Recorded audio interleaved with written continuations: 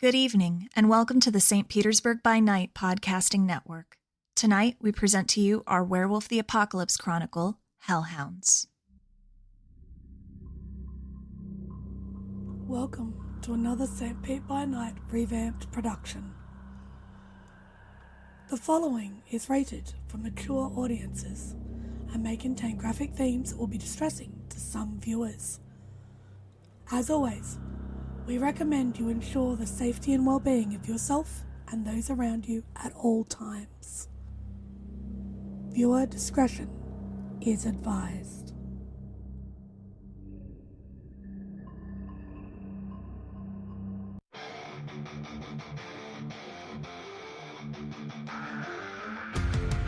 In the heart of night, we rise from shadows, howling at the moon, igniting our battles, cleansing Gaia of an endless fight, until our final days we will fight. Thanks, man, we stand united as one.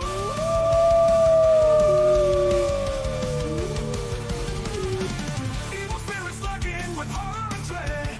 Little light leads us where the brave dare tread. Glory and honor, wisdom in our hand. Together we rise, take our final stand.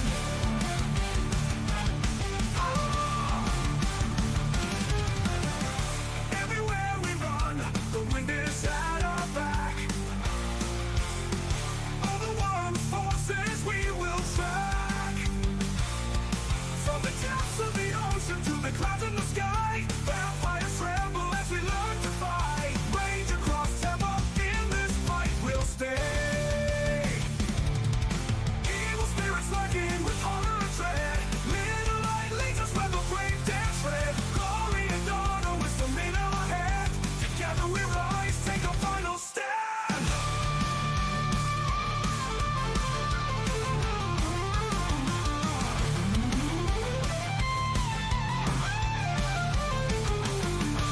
Rage across Tampa, in this fight we'll stay. Everywhere with the pack, let the night be our guide. In battles of honor, we shall never hide. Don't you never hide.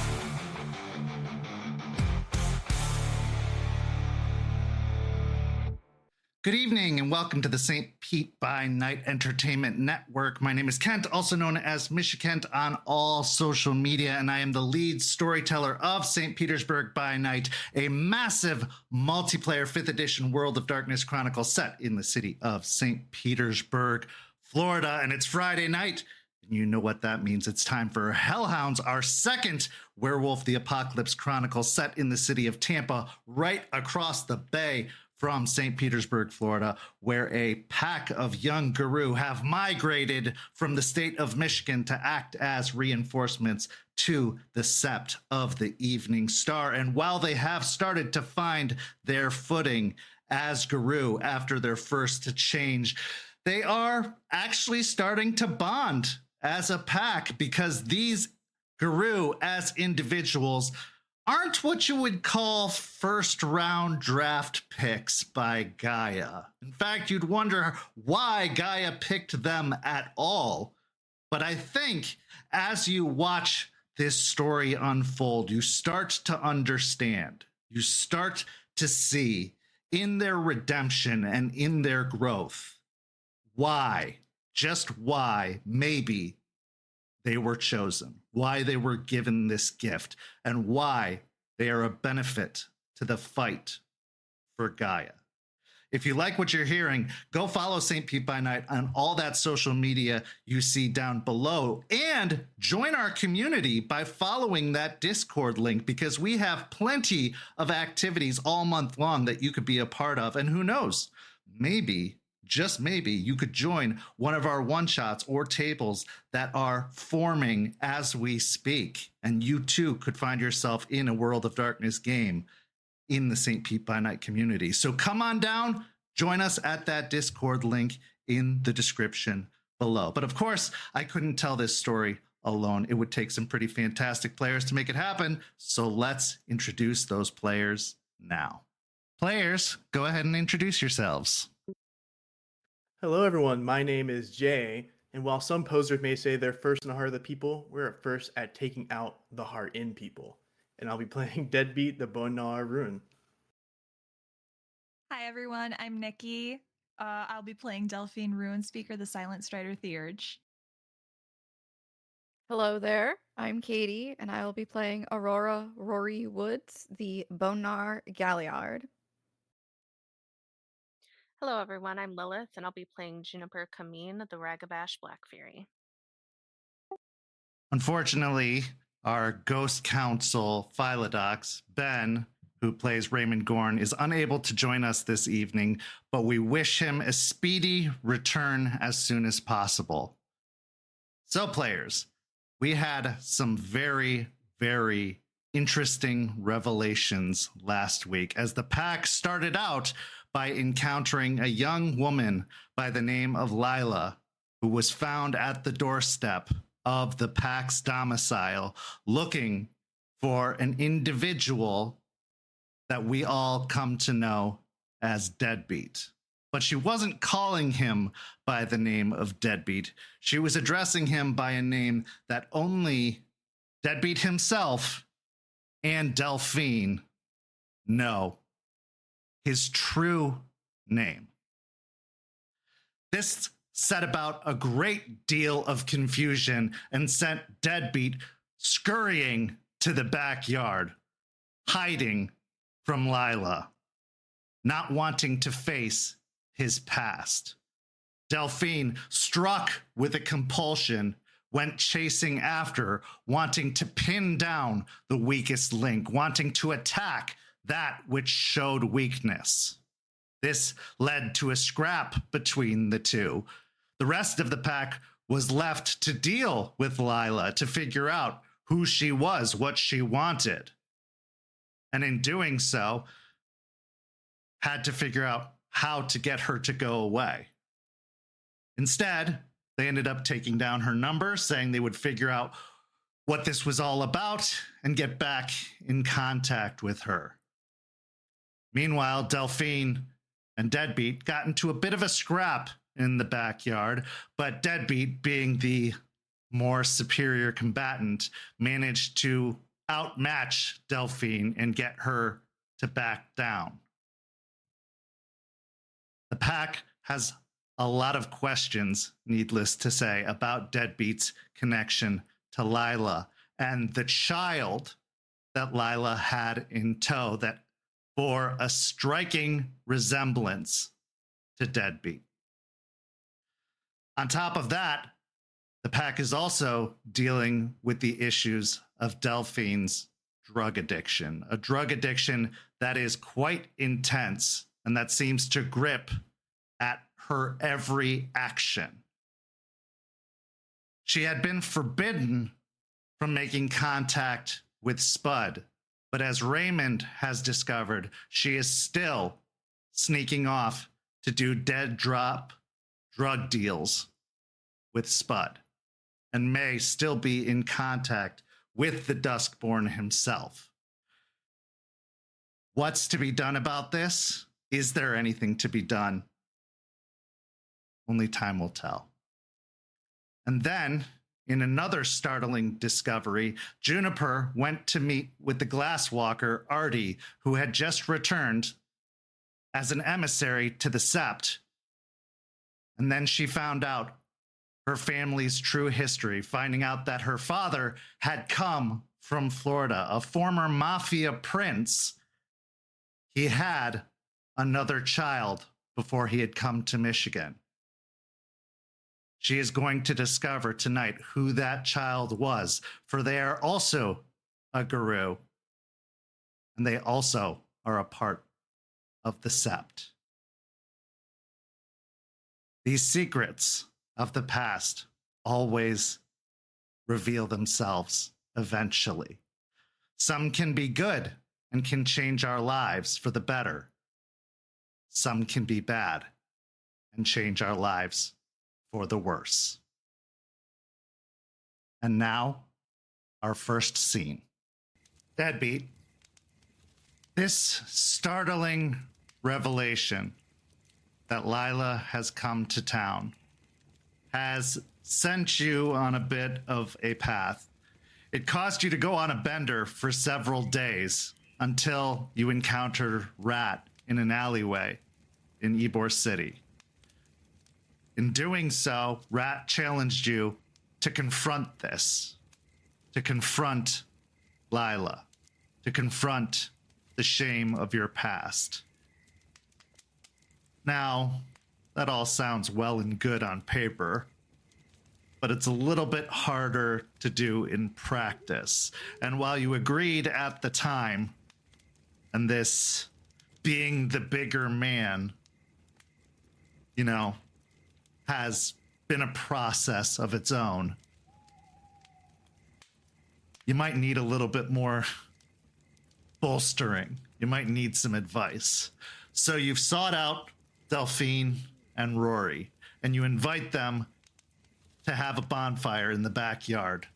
Now, being the concrete and cement backyard that it is, there's an old fire bowl that's raised off the ground. It's mostly rusted, but gathering some firewood that you purchased at a 7-Eleven, well, let's say purchased, you really just grabbed it. Nobody really watches those bagged firewood bundles, so you can really just pick it up and throw it in the back of the car.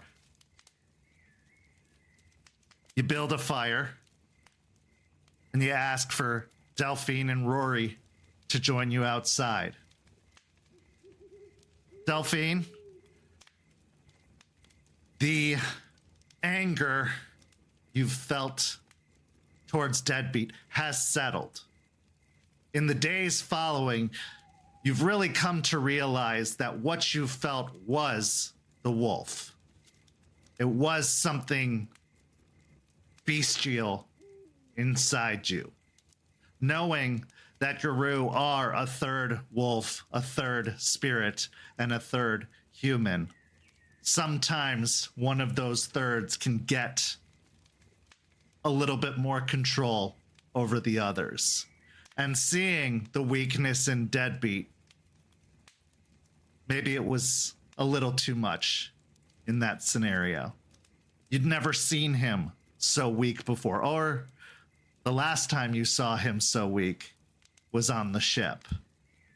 And that was, well, that was different.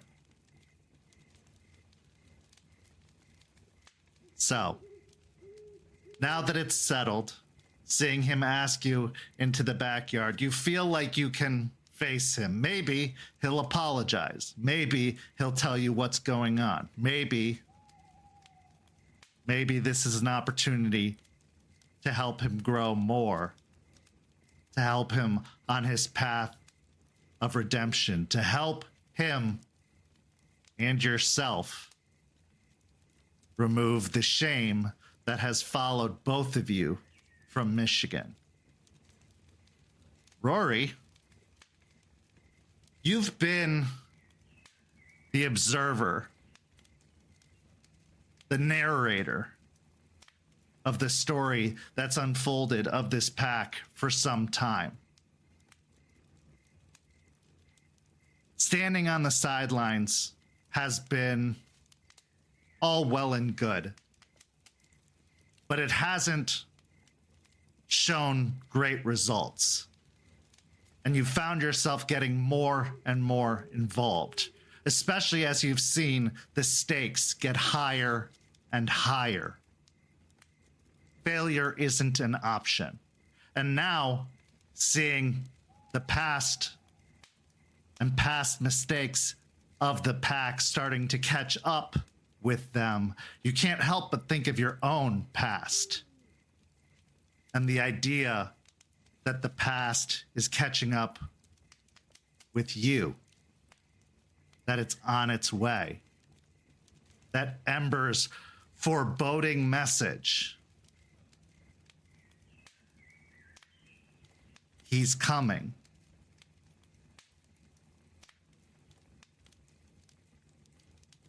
You need to be prepared, and you need everyone to be ready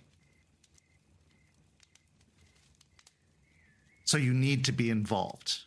And besides, you and Deadbeat have gotten along. And if this is truly affecting him, maybe you can help. So as the three of you gather in the backyard at dusk, the sun setting on the horizon, the scene is yours. I like to imagine that I have right now a lawn chair set up that I stole from someone else's lawn. I just kind of have it sat out kind of near the fire as I sit there with a unopened beer by my side, kind of stare into the fire. Not looking as confident as I normally do, just kind of shifting around awkwardly, looking side to side, kind of not sure how to progress the conversation. Rory's in a crop top and like cut off shorts today. She's gonna be tending to the fire, kind of being that guy, making sure we don't burn anything that we don't want to burn or anything down that doesn't need to get burned. And it's just kind of waiting for someone to start the conversation because she's more interested to see who's going to be the first to break the ice or if she has to do it.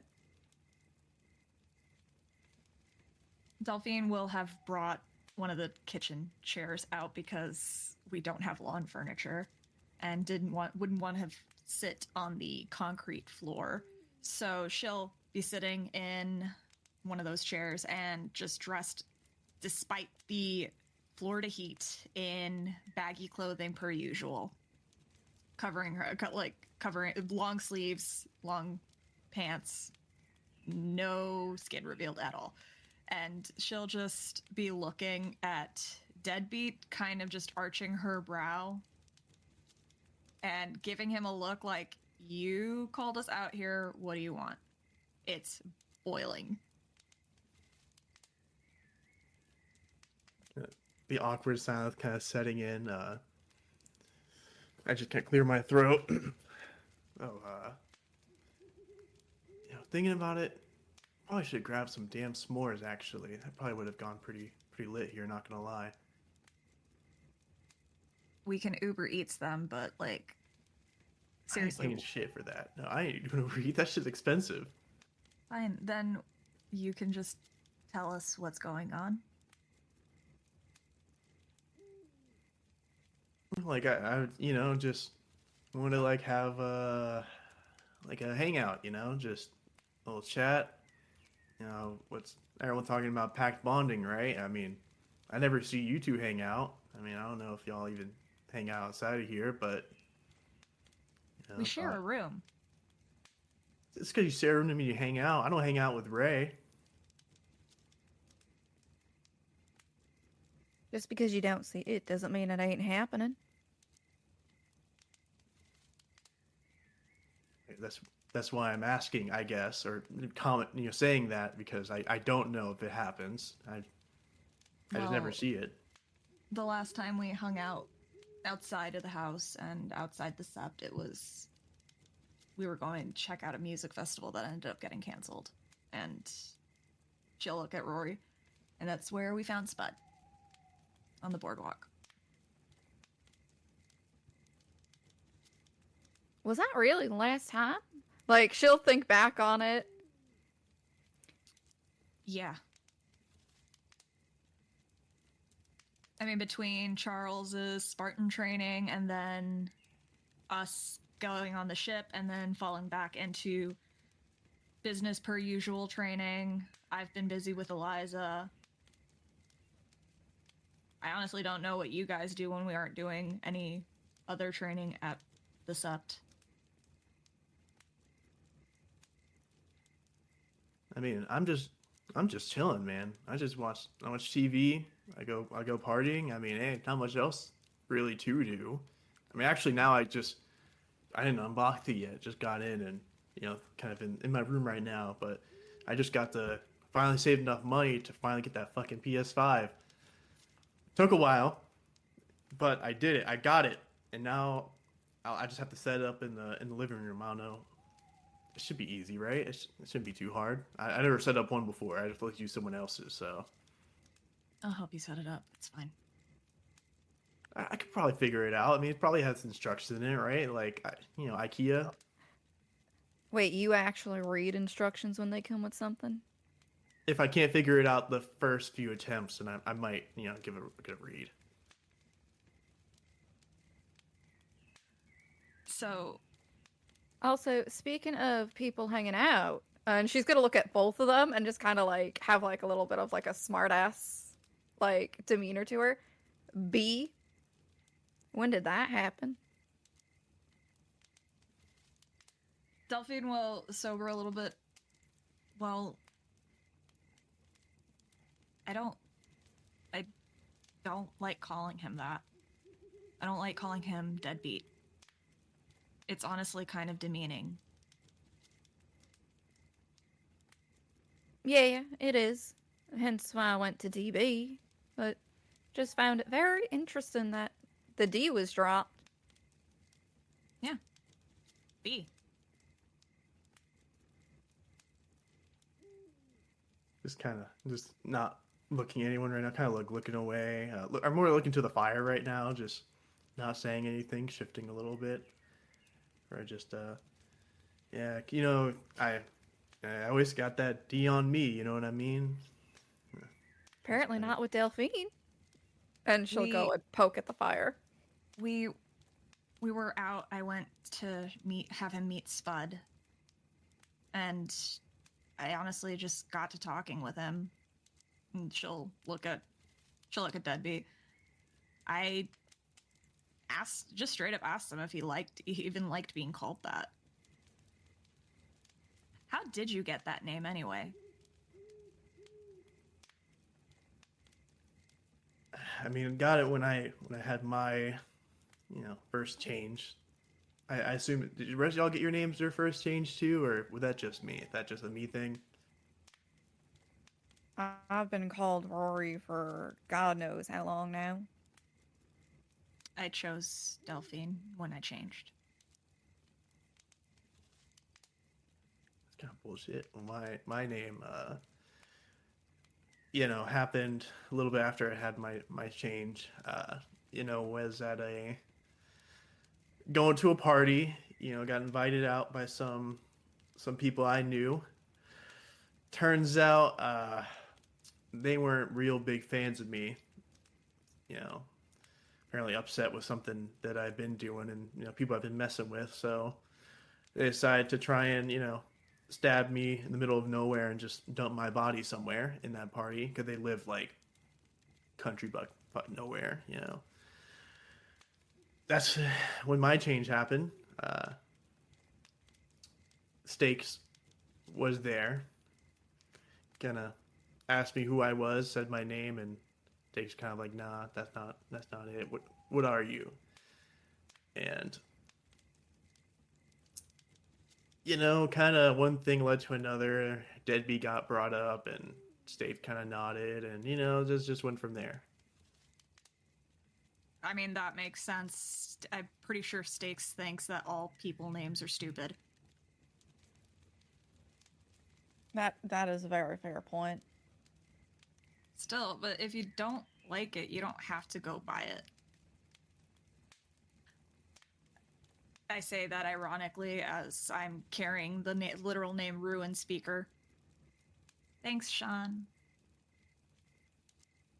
Yeah, I mean, as you know, I mean, with yours, it's not as easy as just like changing it, and also, I mean,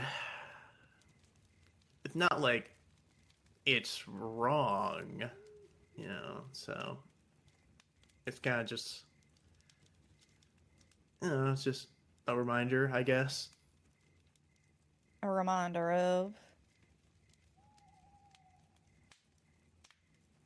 Man, y'all just like getting straight to the point, huh? I'm just sitting around chatting and like. You're the one that invited us out here, and this is kind of how girl talk goes down at this point now. Congratulations. You've officially entered Girl Talk. Well, part of the reason why I called, you two, because you're both chicks and you both probably know how to handle chicks. So, I mean, I'd ask Juniper, but I don't think she really knows how people work as much as, almost as much as, stakes. Rory's just growing a little bit more abused with the more Deadbeat talks, and just is kind of digging himself a hole with that little thing. And it's just, she's not hiding that she's getting abused by him just saying all this. Does this have something to do with the girl that showed up the other night? Yeah, that involves her.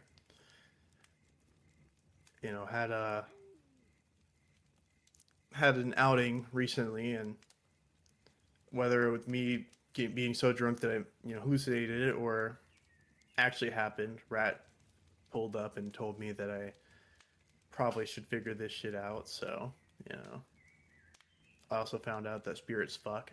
It's awful. Did they teach you that? Because I'm sorry if you have to go through that. That sounds awful. No, not once in my lessons with Eliza has she mentioned that spirits fuck. Next time we gotta ask her if that's actually true or not. I need to find Please out. We're not asking her Eliza. that. No, don't ask her that. Well, anyways, yeah, Rat told me to figure my shit out, so I figured the ones that would probably know how to, say the right things are, chicks. This one was kind of bothering me for even before I had my change, so, Kent, with Deadbeat commenting about this being even before his change, and I was there for when he was brought back to the sept and seeing the baby, can I potentially make a connection? Plus with the name Deadbeat.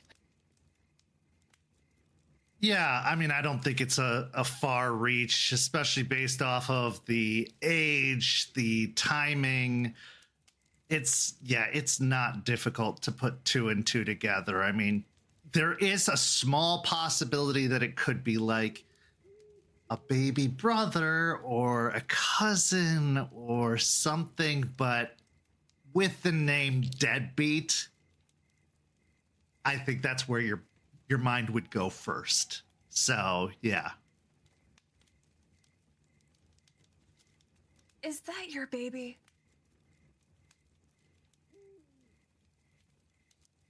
You just freeze for a moment, kind of staring intently at the fire. I'll let out a long-winded sigh, kind of deflate a little bit, and I'll just say, yep, that's, kid. Knocked. Before I left, my area, kind of had someone I was seeing with having some fun, and next thing you know, that happened. Rory's amusement goes to more of a serious,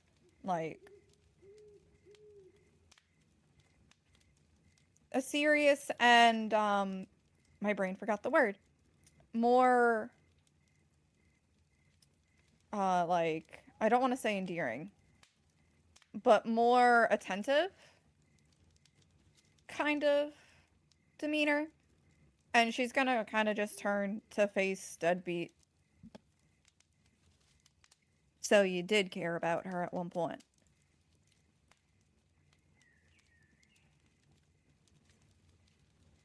I mean, we were a thing. We were dating, she was pretty cool.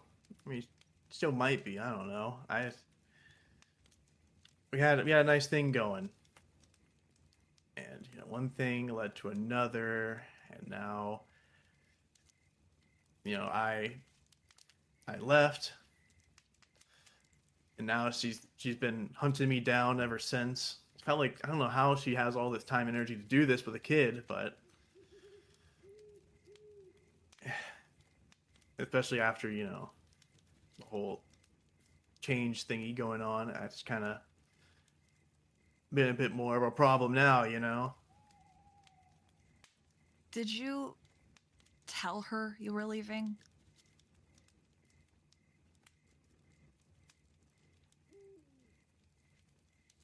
I paused for a little while, personally contemplating whether I should lie or not to sound better, before I just kind of put my hand like kind of the back of my neck, kind of scratching it.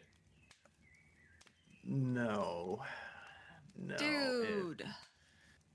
Look, I had some shit was going on, man. I couldn't just stay. I had to go, and she was gonna hold me back from leaving, you know.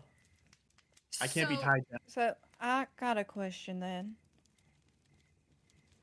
Did you leave because you were no longer interested, or did you leave because of the kid?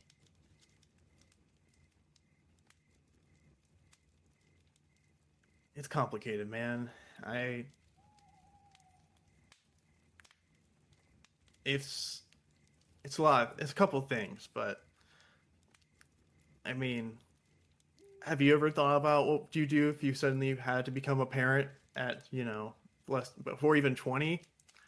I mean, dude, I wasn't ready for that. I don't know. I don't know if anyone would be, you know? Not in this economy. No, I don't think I would be at our age ready. But neither was she.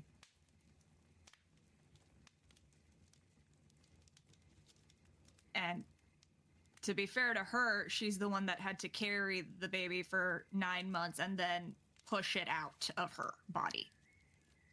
And then the one who helped her create the baby just kind of up and left.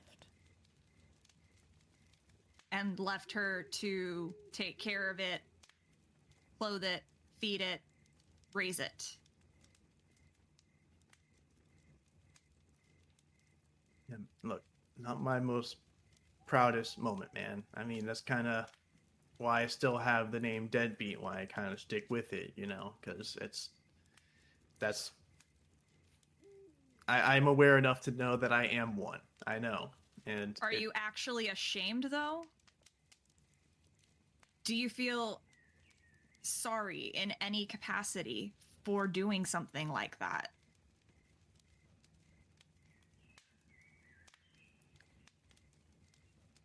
A little bit, and I'm actually lying. I actually do feel very bad about it, but I'm trying to play it off like I'm not as affected as I am. That'd be some sort of subterfuge or manipulation role.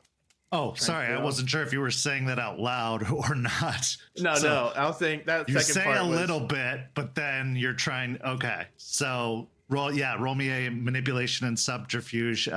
You both can roll wits and insight. So you say a little bit, but you're lying. Yeah.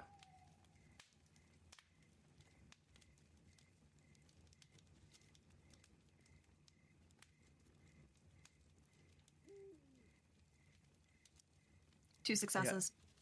I got 2 successes. I got 4. Okay. So Delphine, it's hard to say. He's, yeah, I would say it's hard to say. But Rory, he's lying. He's absolutely lying. It's the shiftiness in his demeanor. It's the way he's not making eye contact when he says it.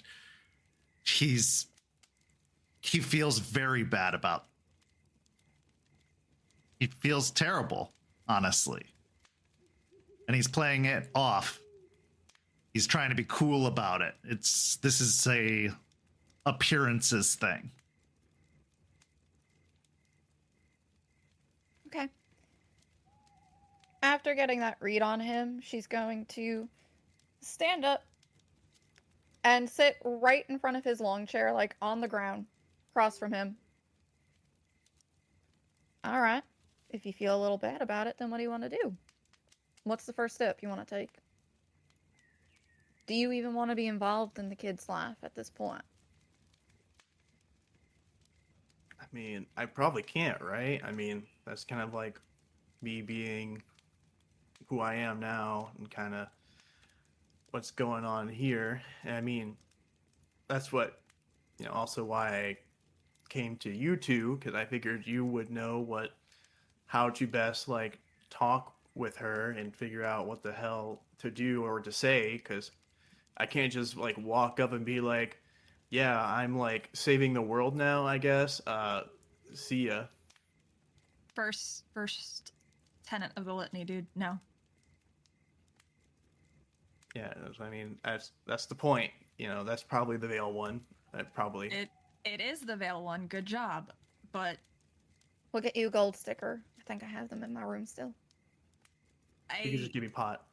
It's complicated now because I don't know, like, are we able to pass this down?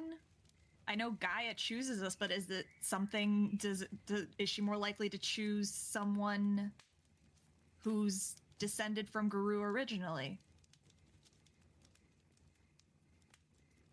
It's complicated now. If that kid could potentially be, if we can pass it down, that kid could potentially be a Guru when they're your age. And while it wasn't rough for me, you said some guys stabbed you and you changed. Is that something you would want for your kid? I mean, I turned out okay enough. I mean, we can't just bring him here and like I can't do all this while also having to take care of a kid. That's not how we can't do that. I mean, no, not at all. Here especially, no. But like, I don't know. Like, because on the other hand, if it's not genetic or if the kid will be Guru one day, I do think it's irresponsible to have her hanging around here with a baby. And it's complicated. It is so complicated with why we're here. And that's why I asked, how involved do you want to be? Because that'll be the first step, figuring that out. If you want to be more involved with the kid's life, if you want to pass on long wisdom or like stories to him or her. I couldn't even get a good look on the kid. Do you want to do that? Do you want to do it at a distance? Do you not want to be involved at all? I'll help you figure it out regardless. Even if you want, like, we can sit down and write it out. I ain't gonna lie, I don't even want to see the kid's face. I didn't even see the kid's face when I heard what was going on in her hand, because, like, I'm not gonna lie, one of the reasons why I bailed was I kept getting this dumb nightmare over and over that this kid's is gonna have the face of my brother, and that I had a brother, and I just couldn't stand the thought of that. Delphine freezes a little bit and thinks back to what Charles told her about how Deadbeat's brother is still alive, and she hesitates for a moment and then tilts her head. You had a brother? Yeah, he was younger than me, not by much. He is kind of nerdy little dude. Always loved talking. He loved comic books and arcades and all these games or whatever. Or he used to play games together when we were younger with my older sister too. But he went missing one day. So, never found him. I'm so sorry to hear that.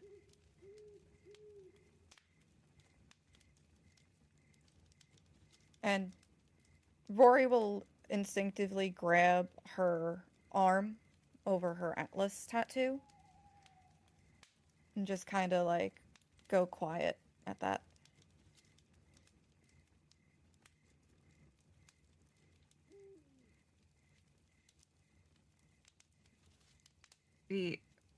Regardless of which path you take on this, whether you want to be involved or not, that girl deserves at least some closure.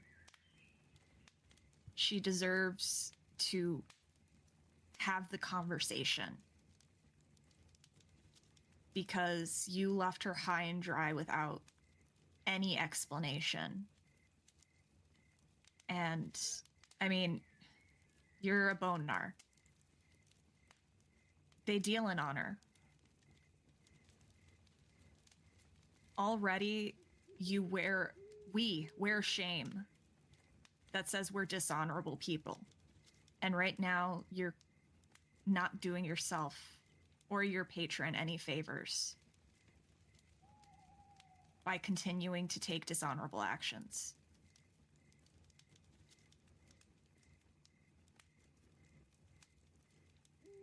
Being honorable never got me anywhere, man.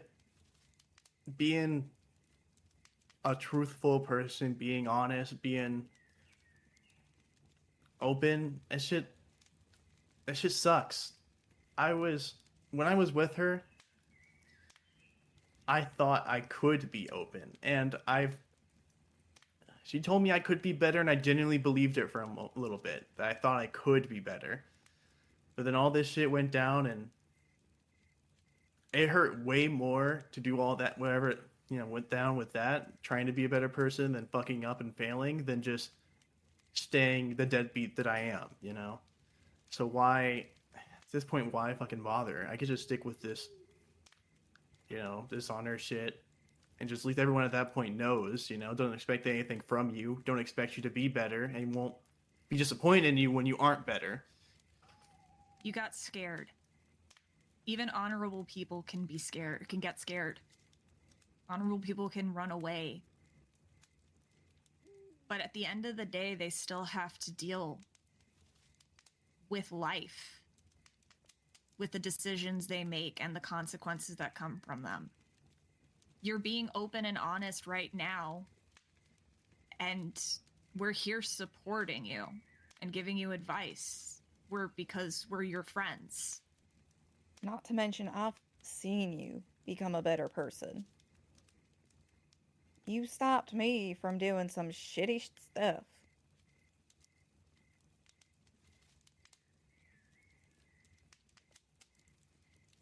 I trust you, because I think you can be an honorable person, and I think you have been an honorable person. You're just a little bit of an ass sometimes. That one more hard-coded into me being an ass, but it just sucks, man. This is one of the things that is also really annoying, because the one thing that she's doing now, just not giving up on me, is the thing that kind of pisses me off, because I don't understand it. That's because I get it. I get people giving up and understanding that I am an ass. That's what it is. But it's just, I just hate. It's so annoying seeing the disappointment and the looks on people's faces when they continuously keep trying to believe in me, and I just keep showing that is not me. I don't get why. Like, she kept trying, or why you two even keep trying. I don't get it. It's, if they want to say a fruitless endeavor, it's just, I'm Deadbeat, and that has been my name, and it probably will always be my name. And I can at least try and do It'll only be with your this. name for as long as you let it be your name. And the reason we don't give up is because we have seen that good. We have seen that effort, whether you want to admit it's there or not. I fucking hated your guts the moment I met you. And now I can genuinely sit here and somewhat enjoy your company. She probably didn't give up because she cares. If she didn't care, she would have probably never looked you up again. She would have not gone through this effort. Because I'm assuming she was back in Michigan. She traveled across the fucking country to find you. And she didn't have court papers in her hand ready to go.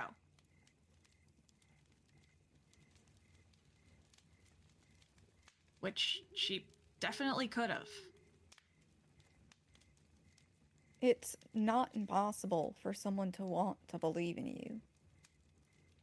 It's scary, yeah, because you don't want to let people down, but it's not impossible.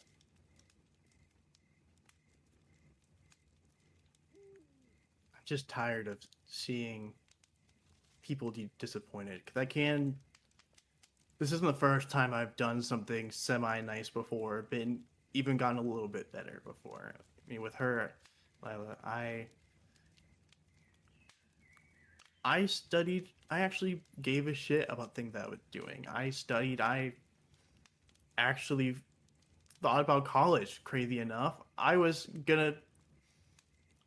gonna sound so stupid now, but I was gonna go into fucking psychology. As crazy as that sounds, she had me actually care about psychology and wanting to do something in that. And probably due to her, I graduated. But then all that only for me to fuck it up and to ruin everything. And, Gaia has a pretty fucking funny sense of humor because making me in a ruin because all I do is break shit. I fuck things up and I break shit. And that includes my relationships. And I'm just tired of trying to act like that I don't and that there is a chance that can happen. That's just, even the world knows that's what I do, and that's the role I've been given. Even then, I can't control, and even the anger, I now have this constant anger inside of me that makes me piss at everything around me and piss at people around me, and it makes me, and now I do dumbass shit and lash out against the people who actually are trying to help. And that's just what I do, and I can try and keep pushing this boulder up this hill and watching it roll back down to the bottom every time, or I can just accept the boulder's not going to go up the hill. And it's easier to accept the boulder staying on that ground.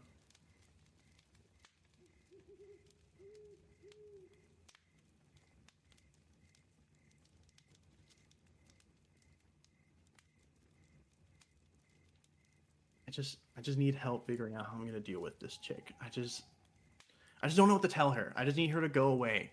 What am I going to tell her? Like, I can't tell her the truth, but what can I tell her to get her to just give up on this whole thing?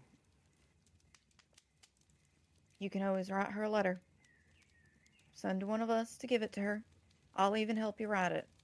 You tell me, you can word vomit, whatever you want to say. I'll make it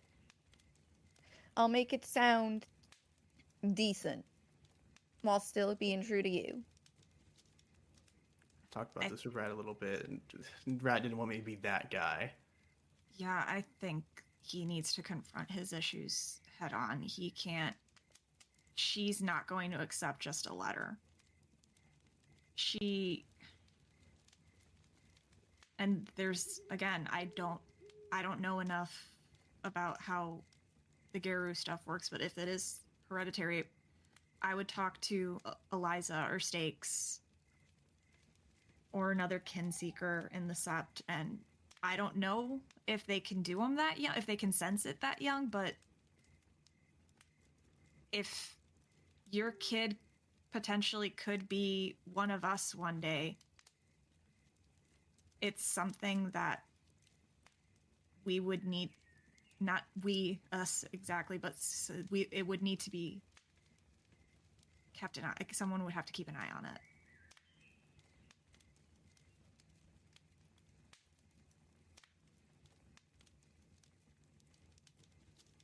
do you think that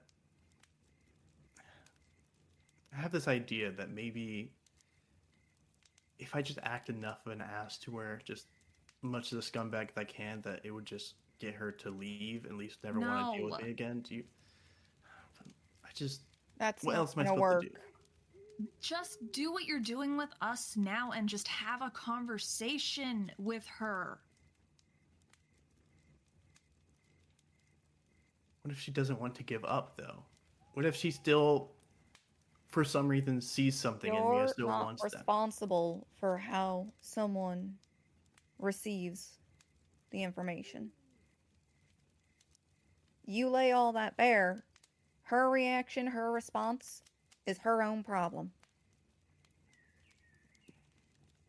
And I hate saying this because if it's a matter of wanting to keep them safe and away from this, and she's not going away,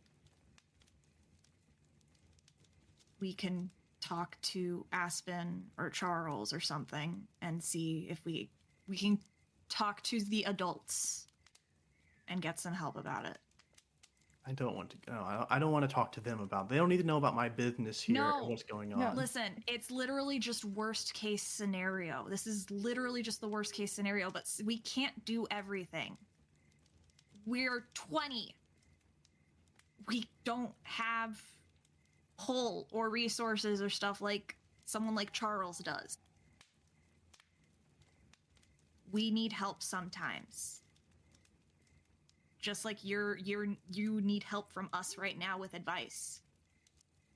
But like, we can ask them for advice on how to make her leave for her own safety if it gets to that point.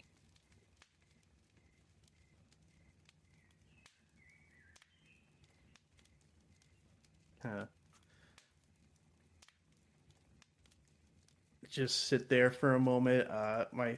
My jaw's actually clenched right now. My fists are clenched. I actually look pretty mad thinking about this. But then I kind of take a deep exhale through my mouth, and I will just calm down for a second. I will say, I suppose if things get really bad, we could ask them. But I don't want to. I don't want to rely on them for anything except for a house and food and for whatever the fuck else I want. But I don't want them to get involved in my business and try and have to rely on them for anything about this. All right. Their last resort. That being said, I still think we need to find out if it's possible that you passed all of our bullshit onto that kid. And if that's the case, we are going to have to get stakes involved.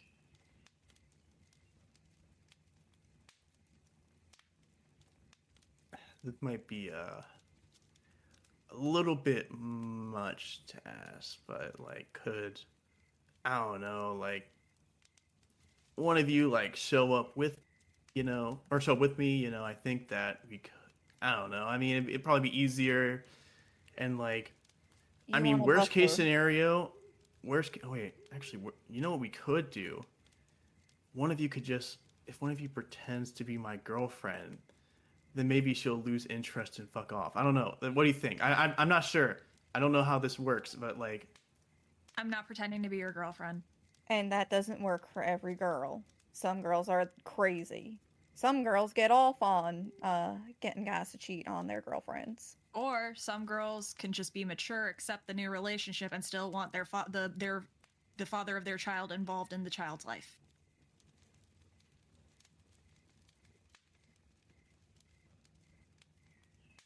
Just talk to her. Do the honorable thing. I think she'd respect you for it. I know we would respect you for it, and Rat would as well. But I think you would respect yourself for it too. Think of it this way. You'd have a better relationship with your ex compared to me at the end of the day. You know my history. yeah, I'm not very confident in that one being the case. She's a nice girl and all, but I don't think her patience and her kindness will extend that far. But I'll give it a shot. I don't hate her or anything like that. She's actually a pretty decent person, and sucks. What had to happen happened. Or I guess what I did happened. I'll figure it out. And if you want, I can find out about the hereditary thing. So that way, it's not you asking about it. Yeah, I mean, we can go to like Eliza together or something. I still need to go. I had an idea for like maybe wanting to get it a new gift soon because I need something to get my mind off, this shit going on here, and alcohol and drugs are not doing it, so maybe something on the other vein could be a little better, but... No.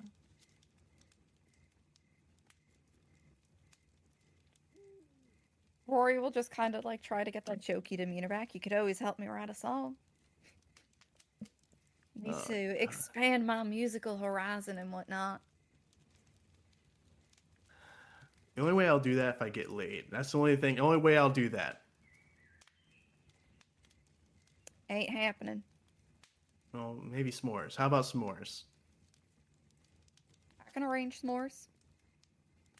I'll have to figure S'mores out maybe sex.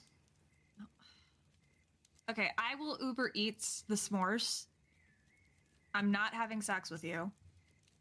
Oh, no, I don't But want I it from will- you. No. Oh, fuck you! Well, I mean, no thank you. That's what I just said, actually. All right. You're just as bad as your boy at the bar. No, look, Damien the whole nother, look, I'm a trash bin. He's an even worse trash bin, okay? He's bottom of the barrel. Like, He was scraping it. chasing my car last time I left the bar. Tried to catch up to me. Do you see me chasing after your car? I ain't doing that shit. That's too much work. I'm going inside where there's central air. You're gonna get the s'mores? I'll order the fucking s'mores.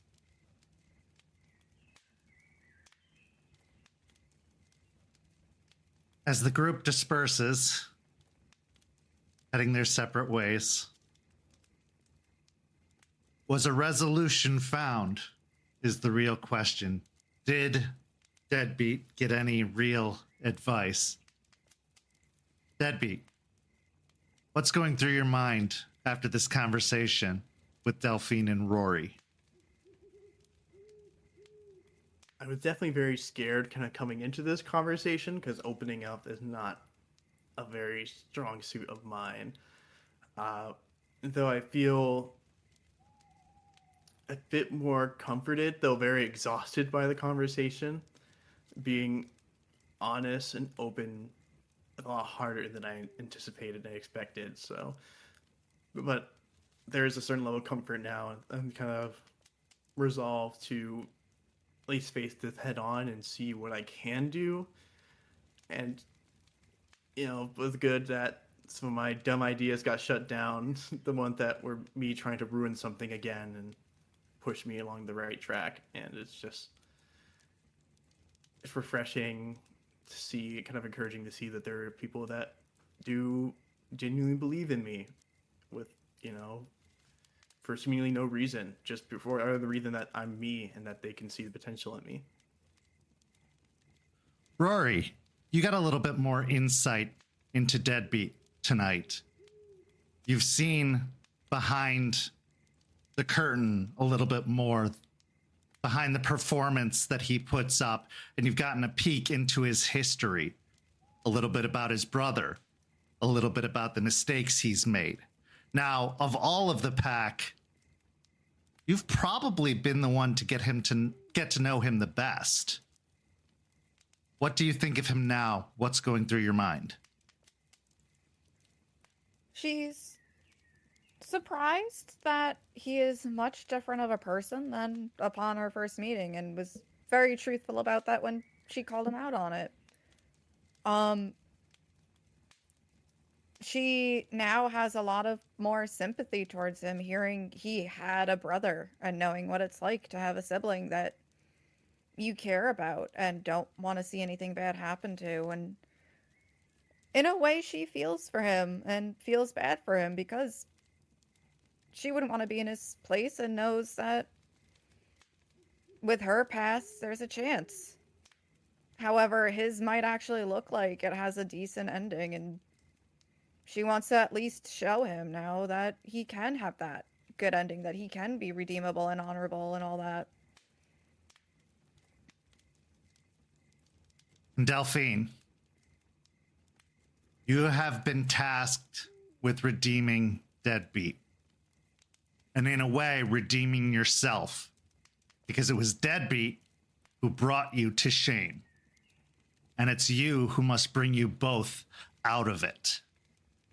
Do you believe Deadbeat made steps forward and is truly on that path?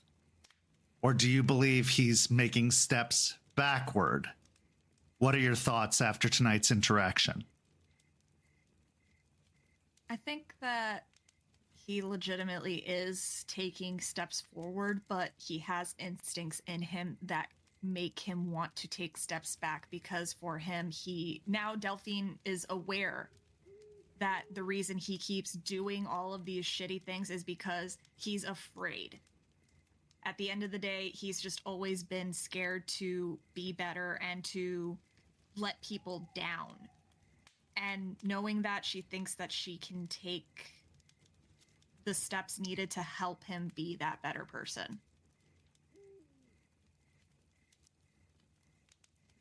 Try as we might, we can come up with all of the plans in the world for how to approach a situation. But as we all know, very rarely do things go according to plan. You can avoid it as long as you want to, Deadbeat, but a confrontation is coming. We now transition to our next scene. Juniper, it's been a few days since you were given the news by Artie that your father was in the mafia, that you were a relative of a guru in Tampa, and that he knew who that guru was. You haven't been given any news since. He told you that he had to inform them first, that he had loyalties to them as well. What's been going through your mind since that news?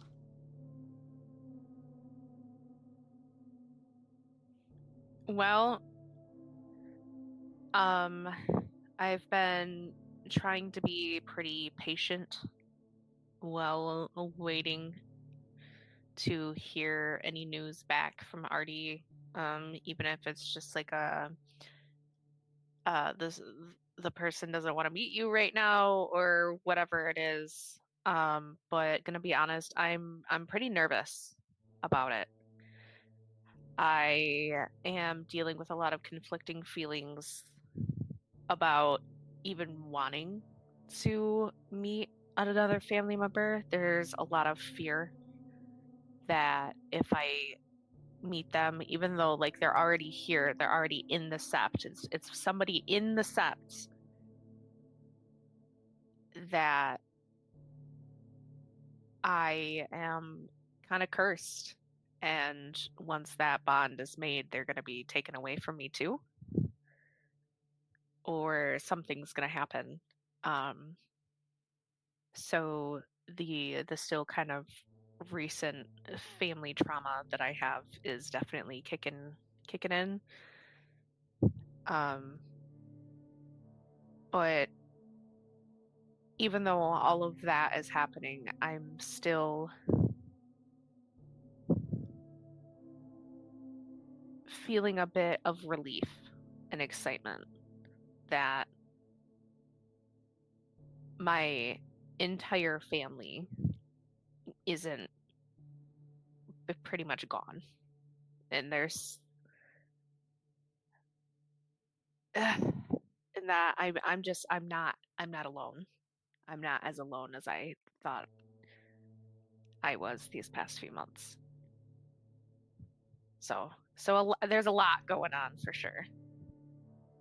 With all of that excitement and anxiety, you feel your breath hitch the day the text comes in and the name Artie appears on your phone.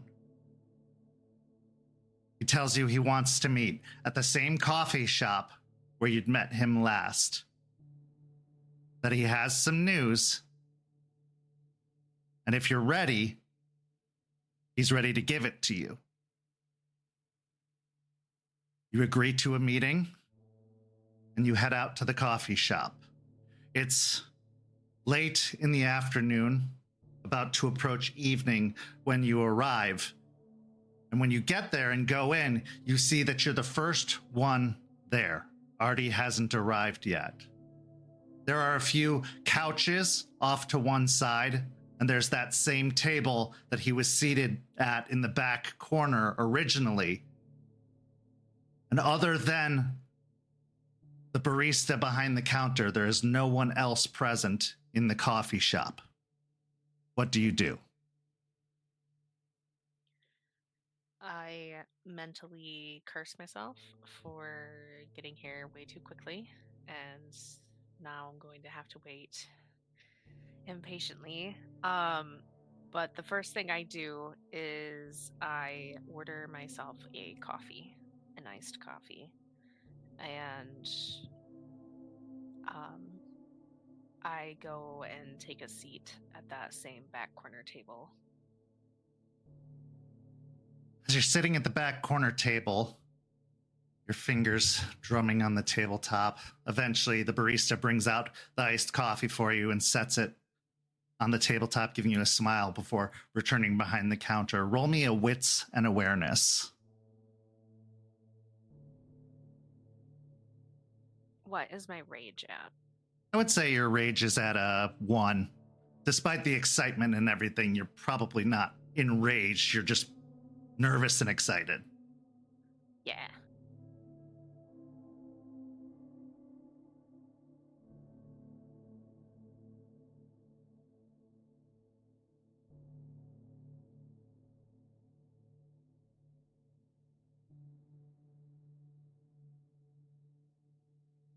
Five successes.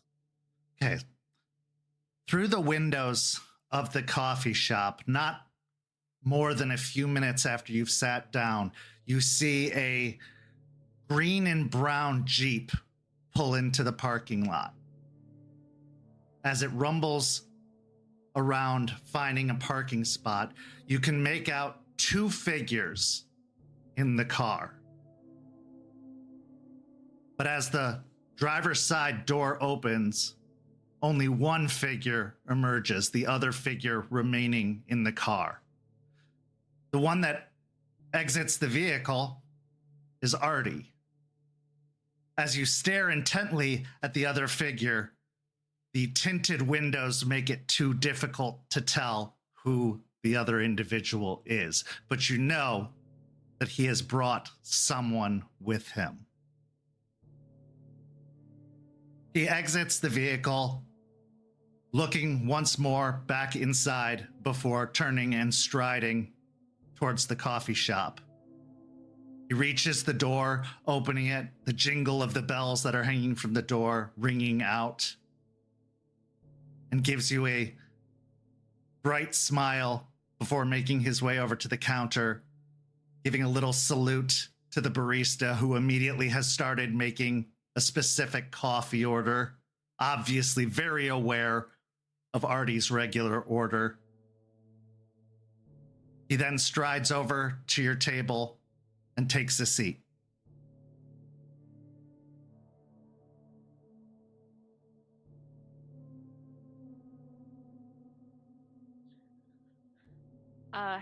Hey.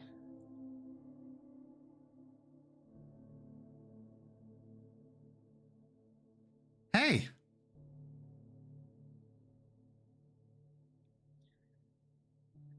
So, my eyes kind of like flicker back to the Jeep and then back to him. Uh, is it time? Well, I didn't want to surprise you with anything. I didn't want to ambush you with anything, but I wanted to talk to you first.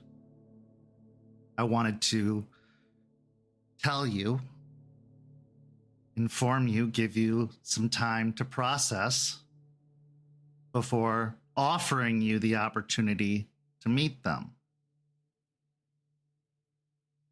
They understand that it's possible that you might not want to, and they are okay with that maybe now's not the time, and if you'd rather meet later, that's okay too. But if you did want to meet now, they are here and willing to. Oh, it's kind of funny that you say that because I was a bit nervous that they might have said no to meeting with me. They were actually very excited to meet you, Juniper. They were a little shocked themselves when they found out, but then they got hopeful and excited.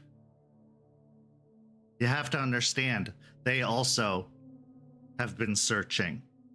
They also had questions, and this was a surprise to them too.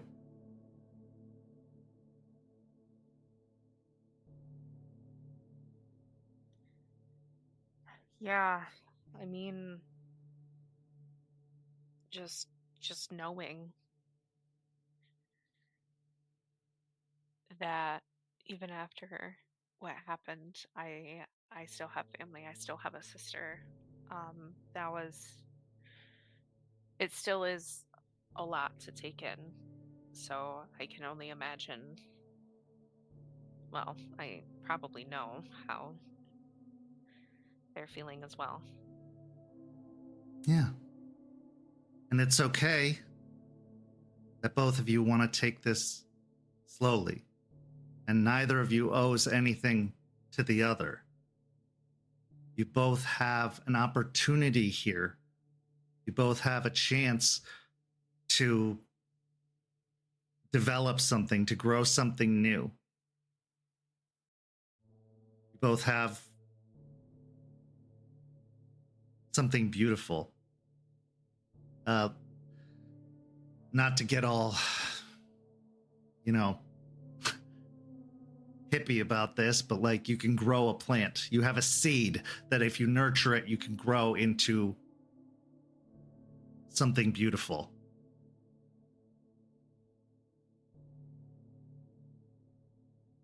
And I think once you get to know this person, you will see just how beautiful it can be. So let's just drop all pretenses and get straight to it.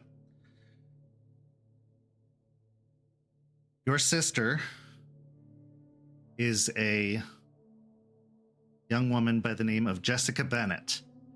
At least that was her adopted name that her parents gave her. You would know her as our wonderful Galliard, malicious jester.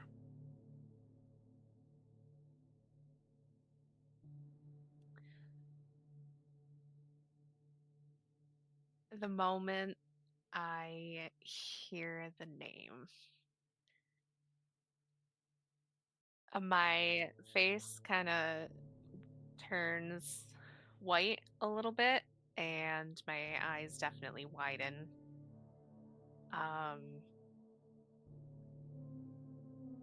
I'm definitely shocked and am immediately following the shock feel a bit of shame because Jester is someone that I have been actively avoiding ever since coming down here. And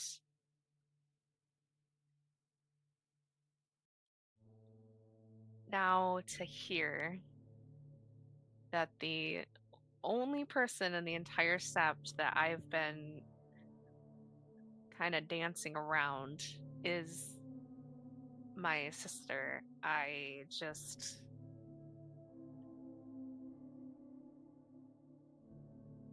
can't help but internally cringe at the irony of this situation.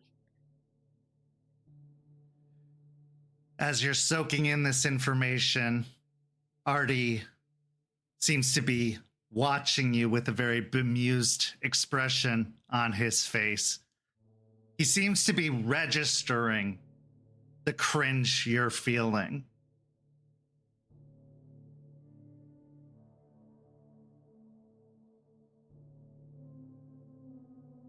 Do you see now why I wanted to give you a moment rather than just bring her in the door?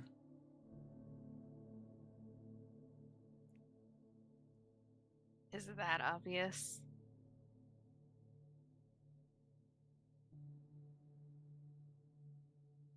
Maybe a little bit. But it's okay.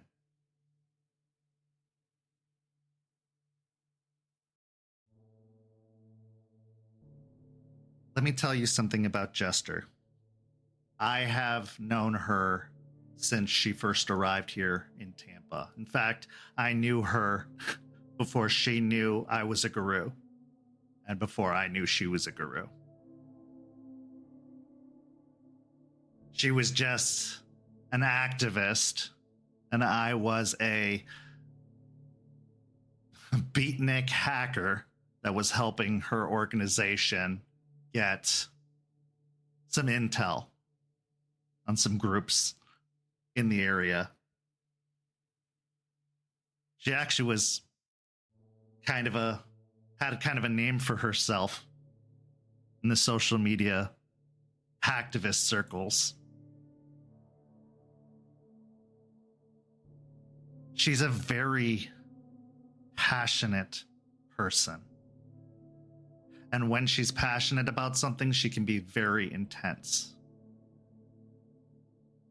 I think that's a trait the two of you share.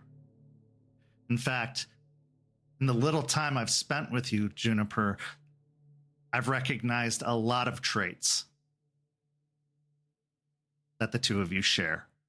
And in the stories I've heard about you, even more traits the two of you share. So while you might cringe at the idea of meeting her, what you should realize is she's going to understand you, and you are going to understand her. So instead of being afraid of this, instead of avoiding this, embrace it. It's not something to be afraid of. It's something to be relieved by. Because no one is going to know you better than someone who's been there.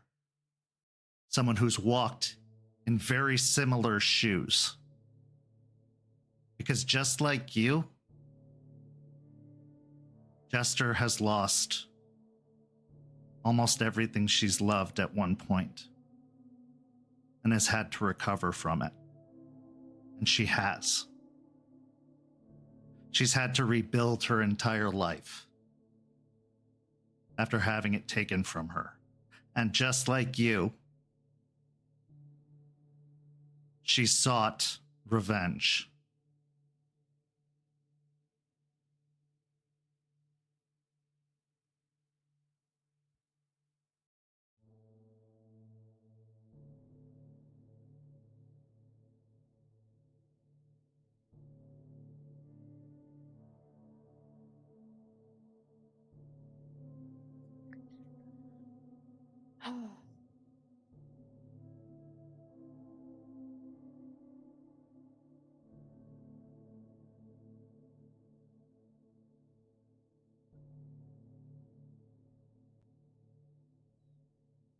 Did she get it? Her revenge? Some. I know a part of her is still seeking it. But I also know a part of her understands that to truly get it might not be a good thing. Because she has seen the depths of sadness. And she has felt the fires of rage. To succumb to those things, well, I think that's a discussion the two of you need to have.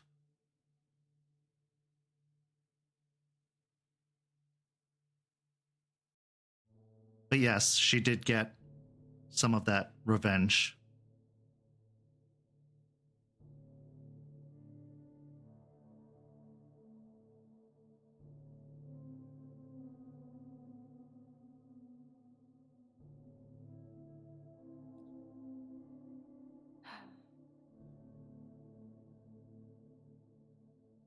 I haven't been avoiding her because I'm afraid. It's more out of embarrassment than anything else. I've just made an ass out of myself really badly, and I haven't really been ready to face that. We have so many embarrassing stories between us. If making an ass of yourself were something that divided us, none of us would be together. But you were saying.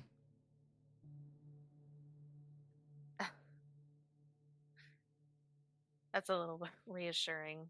I was just gonna say, like finding out that where family kind of puts things into a deeper perspective than just avoiding someone because you were acting like an idiot and didn't want to be ostracized for it. Kind of.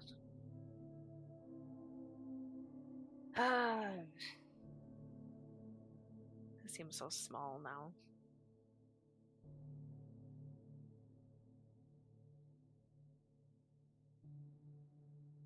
Don't devalue your experience.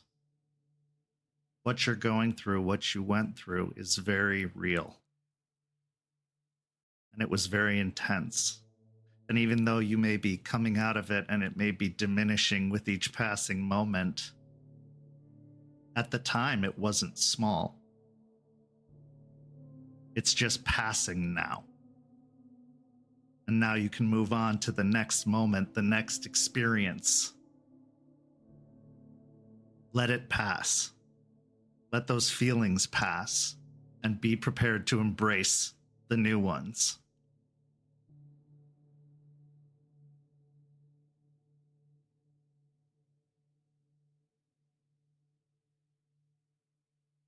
Yeah. I'm trying.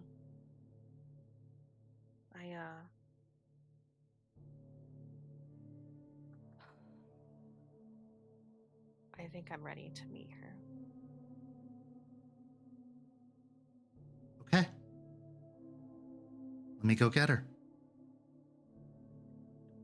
All right. He stands up and he walks towards the doors to the coffee shop, gesturing to the Jeep parked outside. Jester, you've been sitting in Regina, waiting upon Artie's request for the moment to meet Juniper. You were told that there was a small possibility that Juniper might not want to meet with you right away. Maybe not at all. But that Artie was fairly confident that after a few minutes to process, she would want to meet with you and that he would give you a signal to come inside. But now that you're here, now that you're in the parking lot, awaiting Artie's signal, what's going through your mind?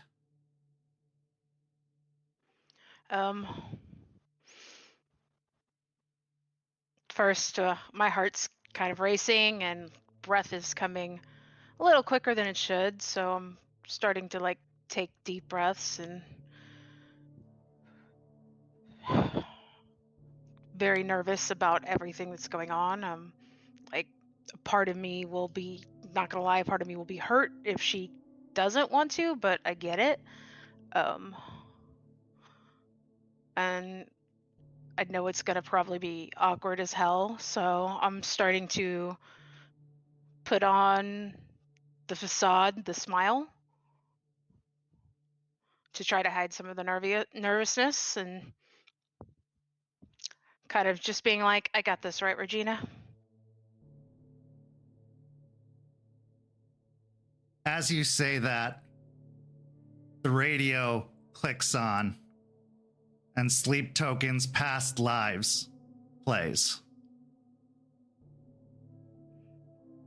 I'll smile. Yeah.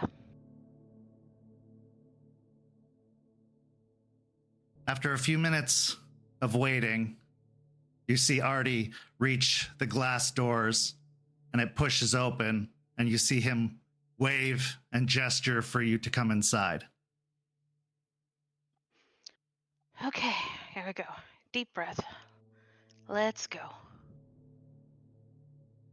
As you climb out of the Jeep, the radio clicks off. You close the door and you hear the locks immediately engage on Regina. You walk across the parking lot, and as you reach the door, Artie leans in and puts a hand on your back and says, "She's ready. Be gentle with yourself and with her."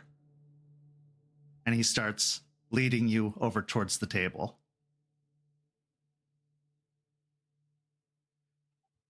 I was walking forwards. My hair's loose. I am wearing, funnily enough, a Sleep Token tank top and a pair of cutoff shorts and motorcycle boots. As the two of you arrive at the table, Artie looks to Juniper and he says, "Juniper, meet Jessica. Jessica, Juniper." I will stand up as they approach the table, and as Artie introduces us in a non-official sept manner, I kind of smile sheepishly and say,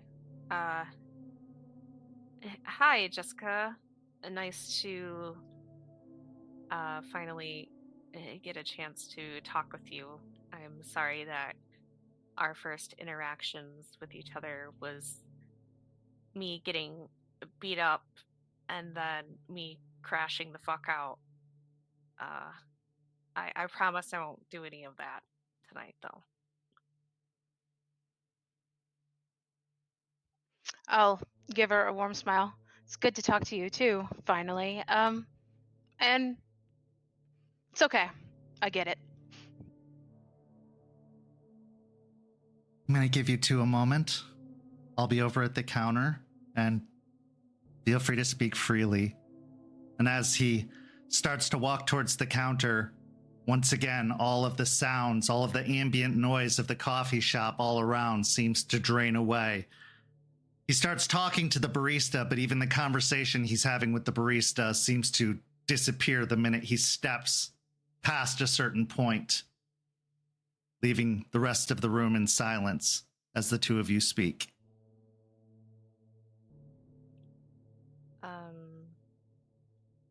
So,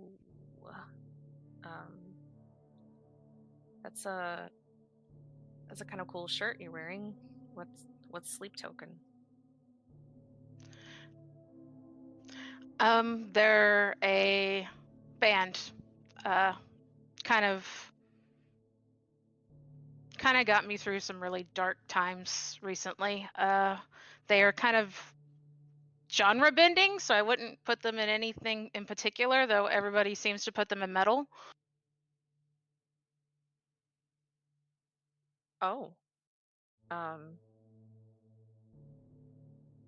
Yeah, I admittedly don't listen to music much, but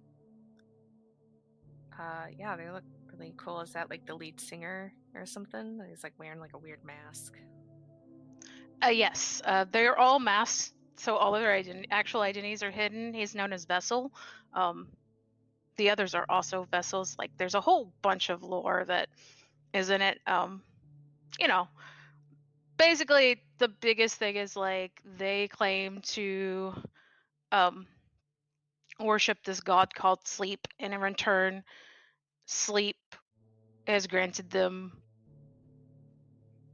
fame, power, like will ascend them basically.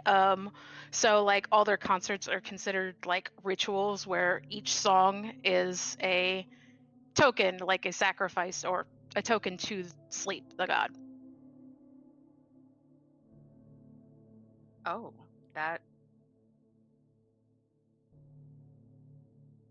that's very interesting. I was not expecting this to be so in depth. I didn't think the bands did stuff like that.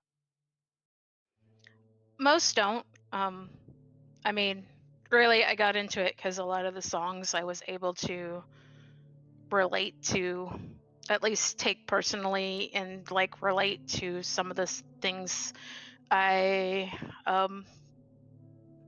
was going through last year, like some of my grief, and like it really helped get me through some moments that I might not have had so much help.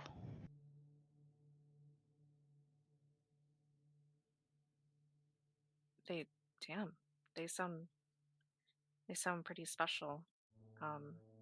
Artie kind of said that we've gone through a lot of similar stuff, so maybe they'd be able to help me out too. Maybe we could listen to them sometime. Yeah, I'd really like that. Definitely. I have most of their songs actually downloaded on my phone, so even in the cairn we could listen to them.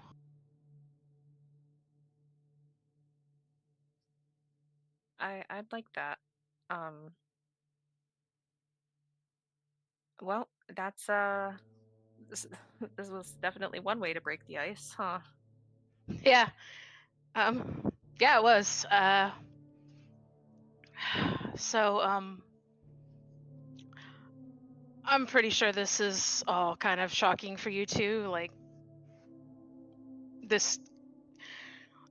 Yeah, it's kind of crazy, isn't it? Yeah. Oof. A fucking doozy of like the last 7 months for sure for me, and you even longer. Like, I'm still a little bit speechless about it all. Sorry if this is awkward as fuck.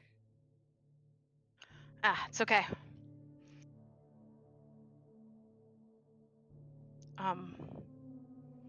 Is there anything you wanted to like ask me about? Yeah. Jeez, where do I begin? So you were adopted, right? Yeah, I was adopted by a family in Colorado, and so I pretty much grew up in Grand Junction. You know, Dad was in real estate till I don't know if you even remember this. You were probably like a toddler. I was barely a kid when it happened, but like the real estate crash of 2008 like really hit us hard.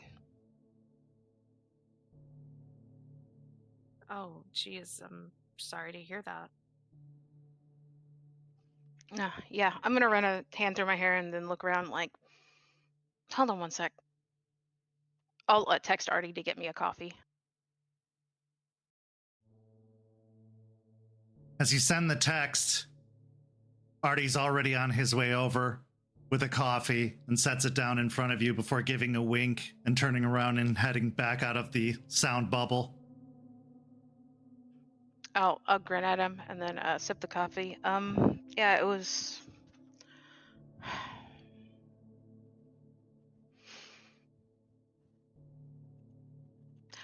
How much do you actually want to know? Like, are we keeping things kind of casual this first meeting or going more into deeper family history? Well, I'm gonna be honest, I have never really been one for being casual, so I guess as deep as you want to get with it. This is your conversation just as much as it is mine. Okay. My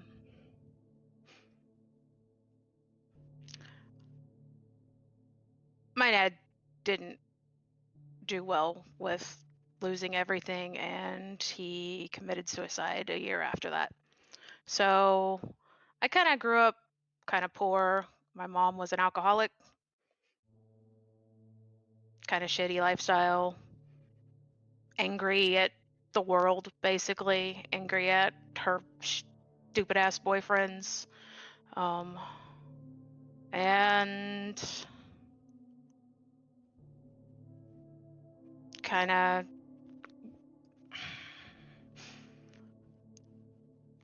the only person I really had to rely on was like my best friend Chloe, and she got me into environmental activism. And then I changed and tried to keep both lives for a while before we moved here to Tampa, and that didn't work out so well.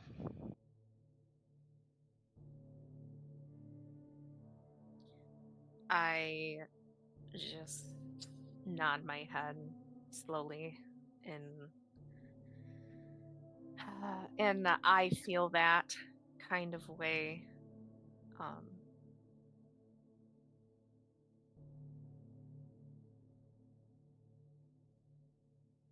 Yeah, that's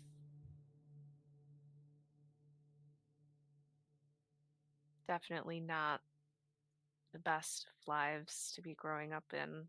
I'm sorry that your dad killed himself, and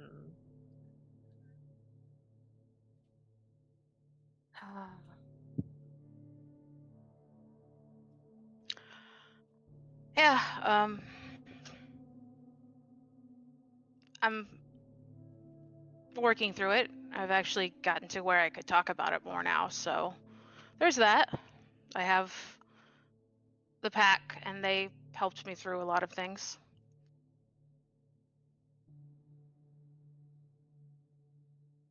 yeah. Honestly, everybody down here is a lot better than back in Michigan. So I'm glad that you have that support. I mean, you have it too now.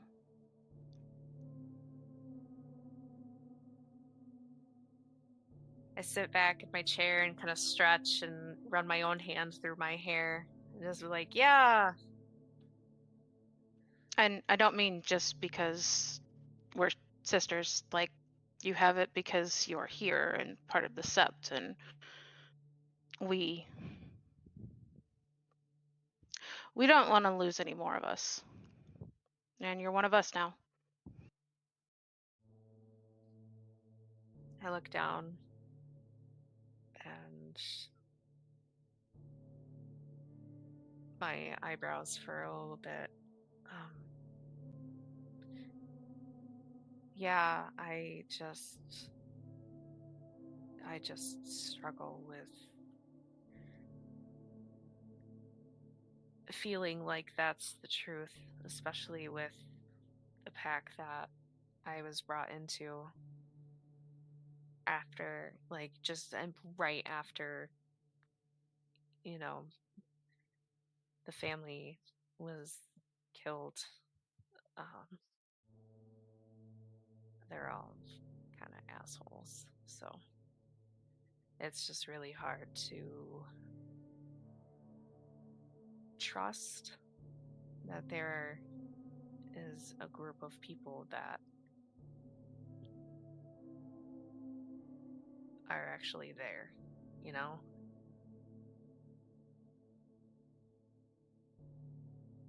Yeah, I can understand that. But they are also probably going through some of their own shit that they're trying to deal with, and maybe the same, like a bunch of people who've been hurt a lot and don't trust trying to just make it through the world.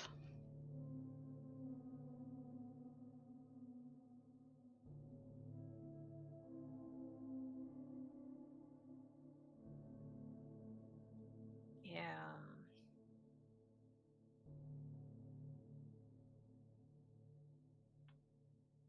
Doesn't make it any less aggravating, though. Oh no, I mean, it never is less aggravating. Trust me.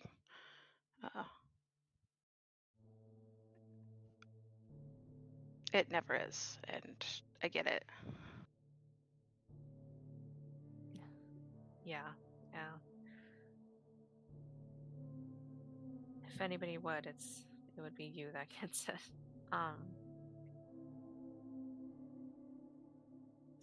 But anyway, do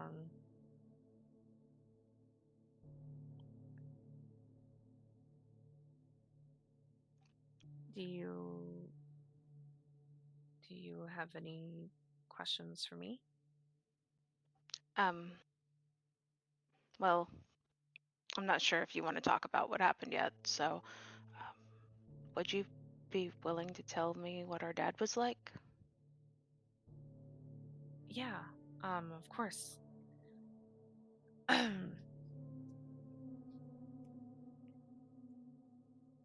He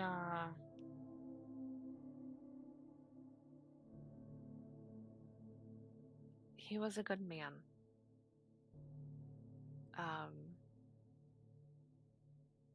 He didn't get angry a lot.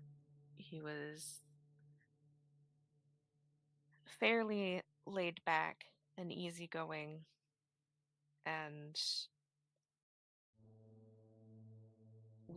I grew up on a homesteading property that had been in my mom's family for generations, and he just loved living the farm life, and he would just find the joy in like the simplest of things, or even like cool bugs and stuff like that. And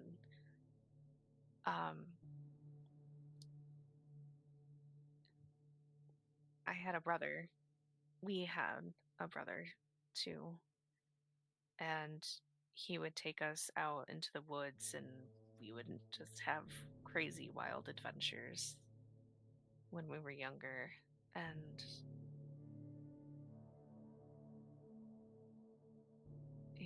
he loved mom a lot. And until Artie told me that he was a part of a mafia down here, I would have never guessed. You would never guess that he would even be capable of something like that.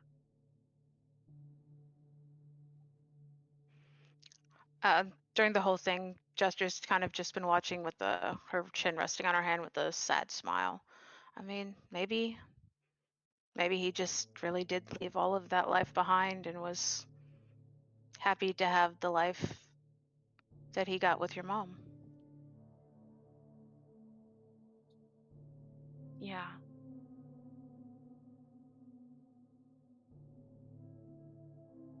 I think so too.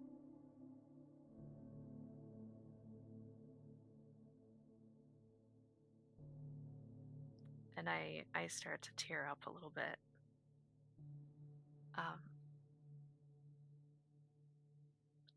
Sorry.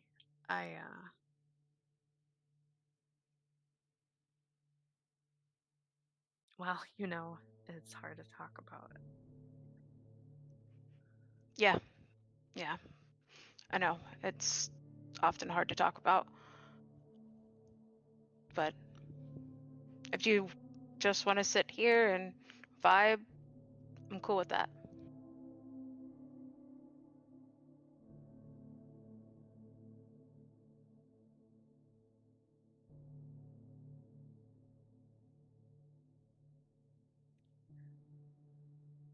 I just sit there silently for a few minutes.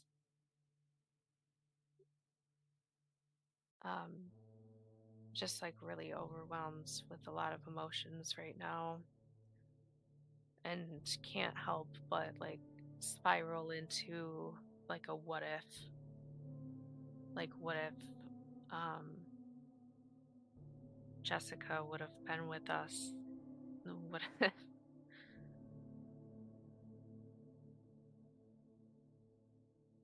she hadn't experienced a rough life like she did? What if she had been there that night? Would she even be a werewolf? Would I even be a werewolf? Guru. And so I'm trying to get away from that whole spiral of what life could have been if we were all together, and trying to stay in the present and what it is now. So I'm just taking a few moments to like come back and ground myself again. As you're finding yourself lost in those what ifs, staring into the middle distance, for a split second, you swear at another table in the coffee shop, you see a man and a woman seated at the coffee shop, staring at you. But by the time your gaze looks in their direction, they're gone. And you are still the only patrons in the coffee shop. But you can't shake that feeling like you're being watched.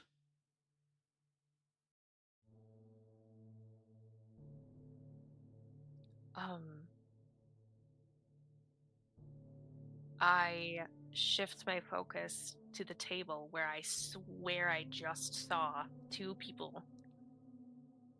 And my eyes like just narrow in, and my entire face just changes in demeanor from like sad and brooding to incredibly focused and suspicious.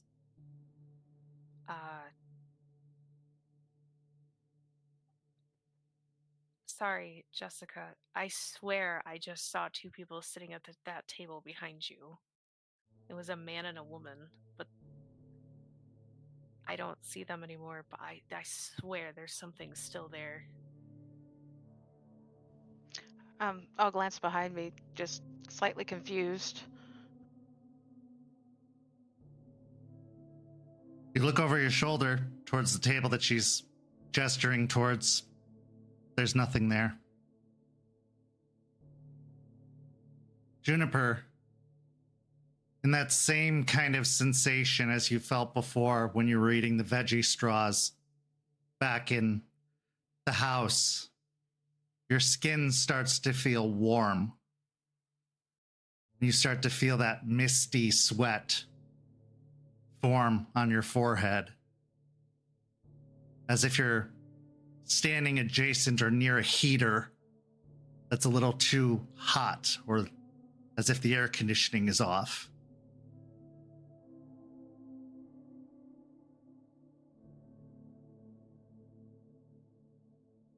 What is... Are you hot right now? I mean, other than normal Florida, no. Are you okay? I don't know. I feel like I'm sweating. What is going on? Kent, do I recognize that? Did I recognize the little, like, flicker that I saw of those two people out of the corner of my eye? Well, based off of the corner of your eye description, based off of the slight gaze that you got,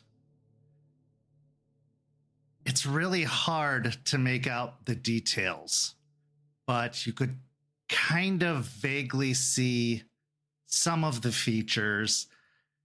There was very angular features on their faces. They seemed to be very, very well dressed, far too well dressed for an establishment like this.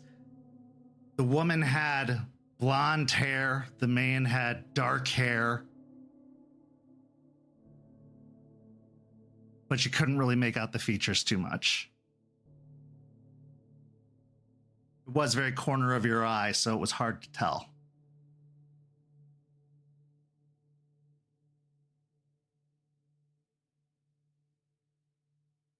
When you say very well dressed, do you mean like people who come from money, perhaps? Lots Yes. of money?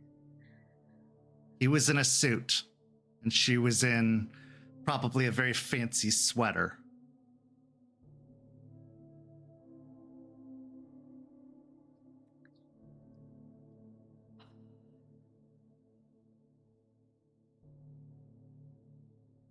I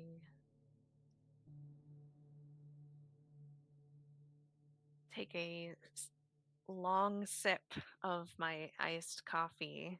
It tastes like ash. I put the iced coffee down and do my best to mask the panic that is starting to rise up in my stomach. Only as manipulation and subterfuge. Sorry, go ahead. Finish your description. Oh, yeah, I was just going to say, like, as it slowly starts to dawn on me what is happening. Yes, and roll me a manipulation and subterfuge. Jester, roll me a wits and insight. Has my rage gone up at all, or am I still... I'll say you're at a rage 2 now. Oh, boy. What rage am I at? You're at a 1. Cool.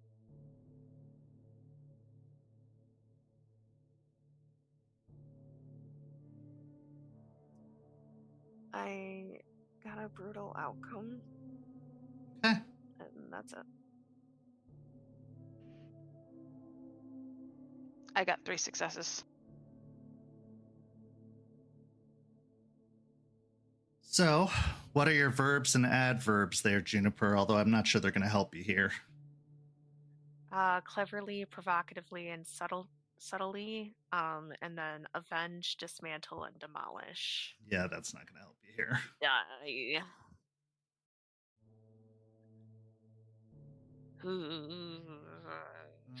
I could... No.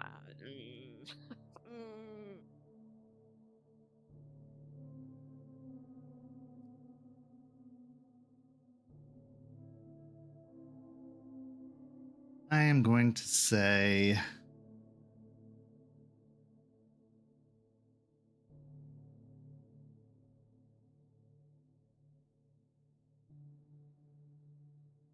the compulsion you suffer from is feral instincts. Returning to an animalistic state, the guru regresses to a point where speech is hard, clothes are uncomfortable, and arguments are best settled with teeth and claws. For one scene, the character gains a 3 dice penalty to all rolls involving manipulation and intelligence. They can only speak in one-word sentences during this time. Jester, she is very uncomfortable suddenly, and clearly something is disturbing her, is bothering her. I'll slowly hold a hand up and be like, hey, are you with me?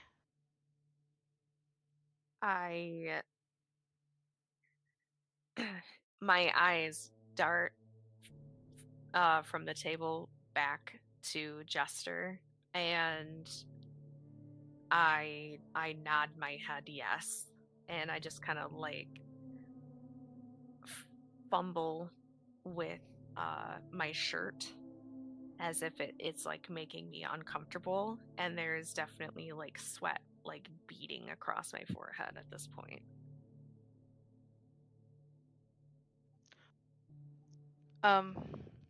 Kent, I spent a lot of time with Aiden since we were roommates. Is she acting like a wolf that feels trapped? Roll me a wits and animal chem. I will give you a bonus die because you did spend a lot of time with a lupusborn.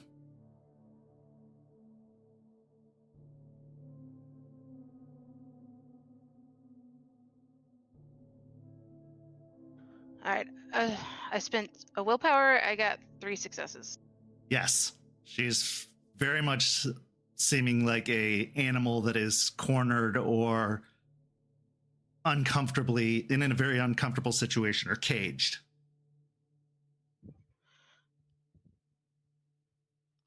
How about we get out of here and go for a run? Does that sound good?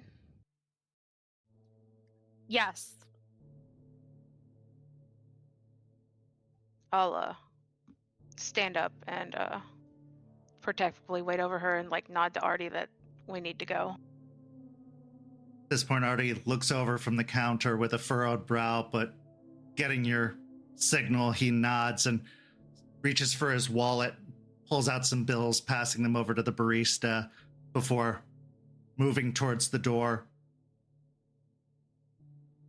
As the 3 of you get outside, Artie looks to Jester and says, "Why don't the 2 of you head out and I'll meet you back at the cairn?" I nod. So as the 2 of you move to the woods that aren't very far from here, as this coffee house is off the road that actually is adjacent to the cairn, you make the shift into lupus form, running off into the woods together. Despite this harrowing encounter with the unknown, a bond is forming. Casting aside this haunting, Juniper, what's going through your mind after this encounter with Jester?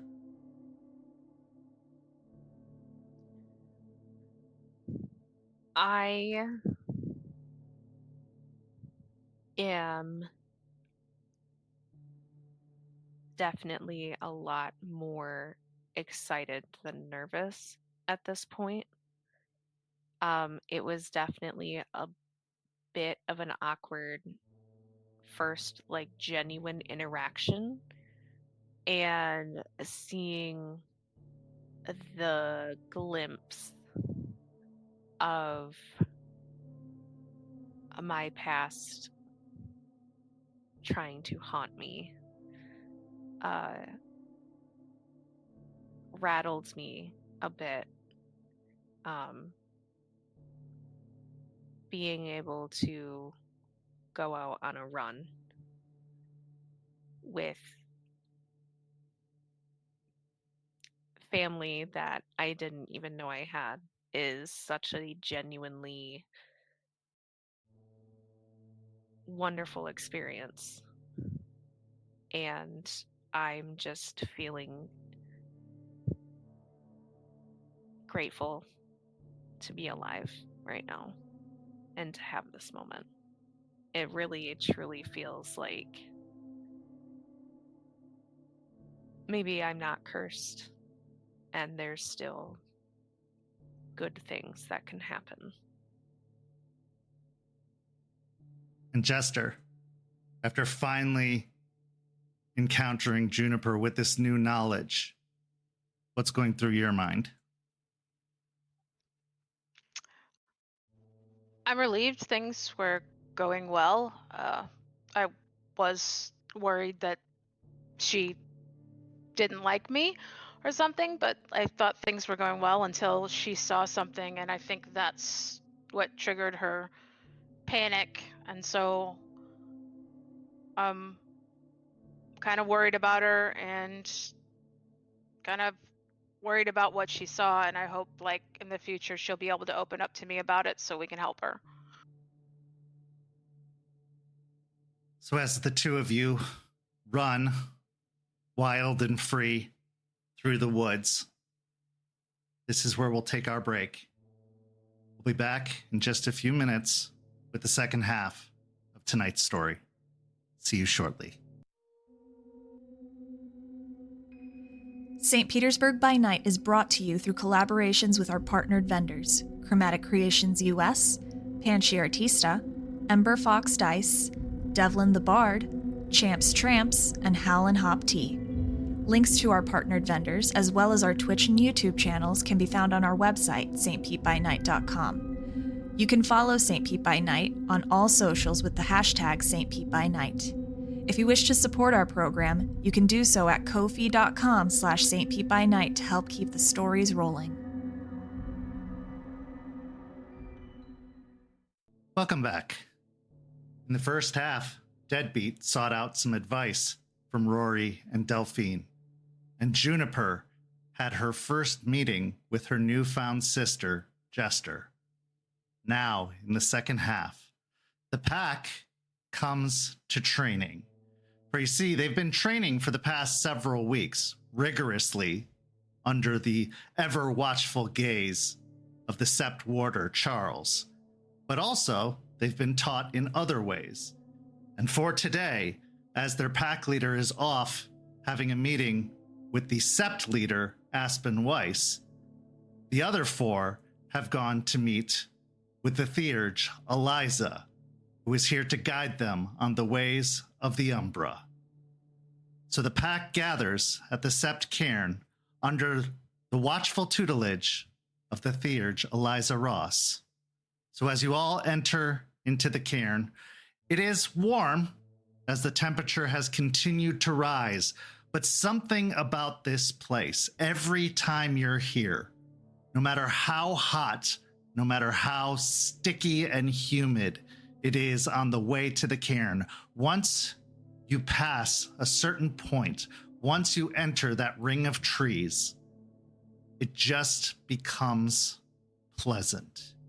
It becomes temperate. It becomes comfortable. This place wants you here. It's happy you're here.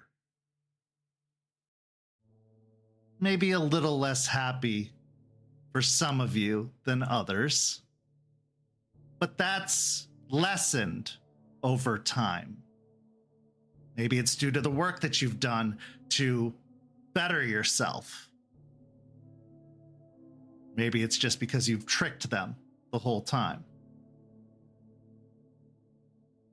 But as you've all arrived in the van that has been given to the pack, or that you've taken all the way down from Michigan, you cross the clearing through the trees, where you find the Elder Guru standing beneath a particular tree where a den has been dug beneath the tree. a hole that seems to go underground. Now, Rory, you know this tree particularly well because this is the tree you touched. This is the tree where you saw Aiden's final moments.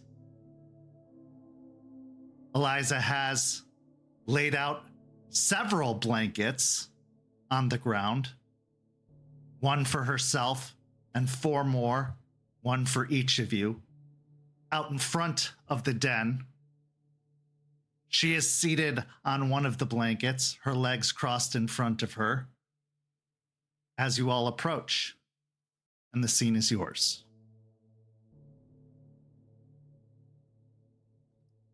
Delphine will walk right over to one of the blankets, being used to like lessons with Eliza up to this point, and we'll just take off her shoes, have a seat, and wait for and look to the others, kind of gesturing for them to have a seat at the blankets. Rory will slowly approach, and she'll take one of the blankets closer to the tree. And she'll see Delphine, like, take off her shoes, so she'll follow in suit and kind of sit waiting till something happens. Now, coming on next is kind of moseying over and relaxed pace. When I'll take one of the blankets and I like lay down on it, like using my hands to support my head up. I don't take off my shoes because I have a feeling that, I don't want my feet, like socks to get dirty. Really, I don't really want to have to clean anything up. So I'm just kind of chilling.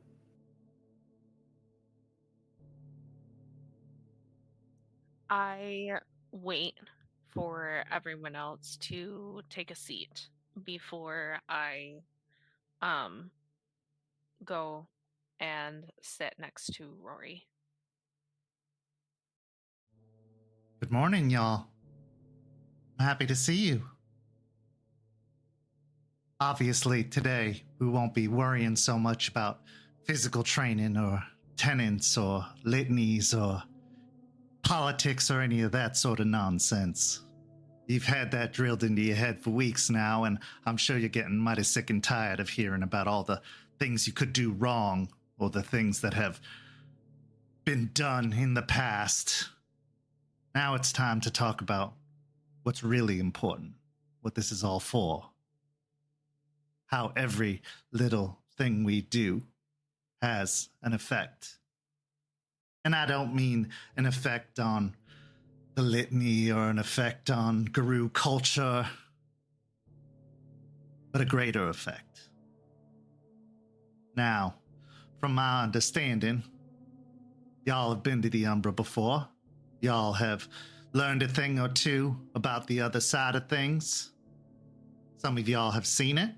Some of y'all have traversed it. But I ask you,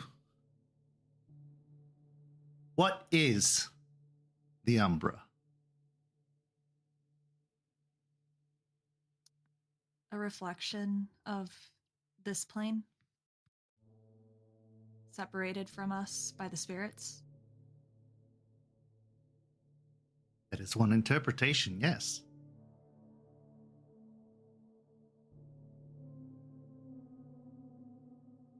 I mean, it's just the spirit place, right? I mean, I feel like it's where spirits go. That is another interpretation, although the Umbra has many layers. There is a place within the Umbra called the Spirit Wilds. It is a place deep, deep within the Umbra, and that is where the spirits come from, where they originate, and it's a place where they return to. So you see, spirits never die. Instead, they return to the wilds to reform. They, in essence, regrow in the spirit wilds before returning. They regenerate, sort of like we do, except it's in perpetuity. But yes, in a way, the Umbra is where the spirits are. Very good. I'll actually raise my hand as like, can ask a question, just waiting. Yes. So wait, I remember hearing this before. Spirits can't die. How did that even work? Like, if I destroy something, you said so they go to the spirit wild if they get messed up. But like, what if? So like, let's say there's a spirit of like a duck, and then I kill that duck. Would the spirit of that duck still be there? Or like, what if all ducks went extinct? Would there be a spirit of ducks at that point? No. But the spirit of duck is an avatar of the spirit of birds and the spirit of wild. So in essence, that spirit would be repurposed into another spiritual essence. It is just simply a manifestation of a specific kind. But its essence, what it draws from, has manifested as a duck. It has taken the shape of a duck. But it itself is not a duck. It's like clay. You can use the clay to mold it into whatever you like. You can make it a duck, or you could make it a bear, you could make it a wolf. But in the end, it's still just clay. It goes back to its essence of clay to be reshaped, remolded. It's wild clay.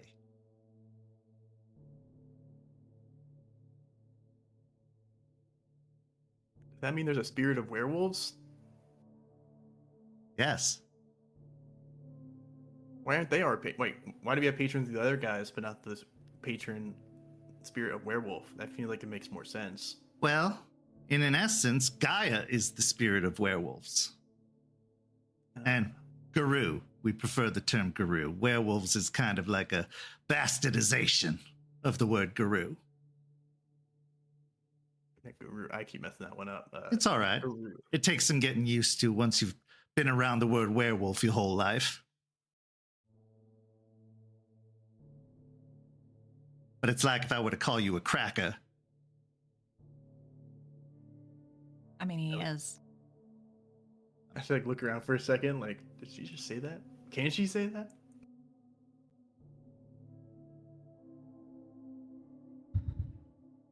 Rory just kind of smirks, like, at his expression.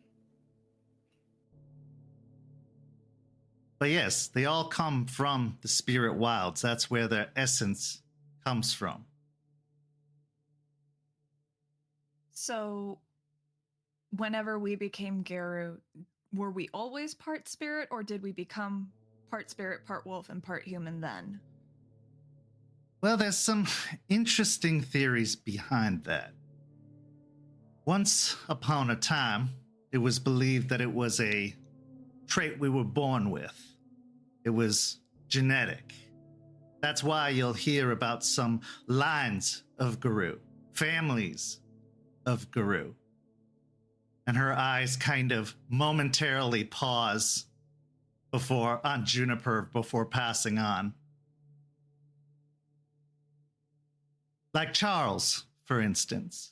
He comes from a line of Silverfangs. He is a hereditary Guru. Now, some time ago, this stopped happening. We're not sure why, we're not sure how. It became less and less common. Fewer and fewer Guru were being born from Guru. It then started happening randomly, like yourselves. Many of you do not have Guru in your lineage, or at least that we know of. You were chosen. Now, is it possible that it was always in you? Perhaps. But it's also just as possible that you were gifted those other thirds upon your change. There are many, many mysteries we still do not know. Only Gaia truly knows.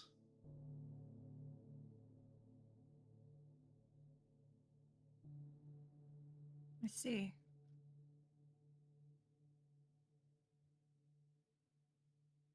And she'll give just a glance to Deadbeat, giving him a look, just being like, yeah, we gotta figure that out. I'm just not even looking at Delphine. I'm just looking straight ahead, nodding, like, yes, I understand. Not fully understanding. As I'll raise my hand again, and I'm not even waiting till for her to call me. I'll just say, so wait, if we can't, sorry, to go back on this, we can't kill spirits. How do we kill worm spirits then? We need to kill the worm, right? If you'll notice, the tenet of the litany is not kill the worm. It is combat the worm. And in combat, there isn't always necessarily an end. The worm itself isn't evil. And I want to make this point very, very clear to all of you. The worm, and the reason we combat it, is because it lost control. Some would say it was driven insane, some would say it was corrupted. But the balance was thrown off. For life to exist, for everything to exist, there must be a balance. A balance of weaver, wild, and worm. If we were to destroy the worm entirely, that's to destroy death. That's to destroy decay. That's to destroy the nature of things. We can't do that. For nature would cease to exist. Gaia would cease to exist if we were to totally annihilate and eradicate the worm. Some of my fellow guru don't believe that to be the case. They believe the only answer is the eradication of the worm, and they are wrong. They are misguided. We definitely came from a place that taught that. I'm sure you did. But it's impossible. Now, I believe that there is corruption amidst some of the worm's servants, and that corruption must be cut out like a cancer. But I do believe the worm's spirits can be redeemed. And I do believe the balance can be restored. I believe it must be restored.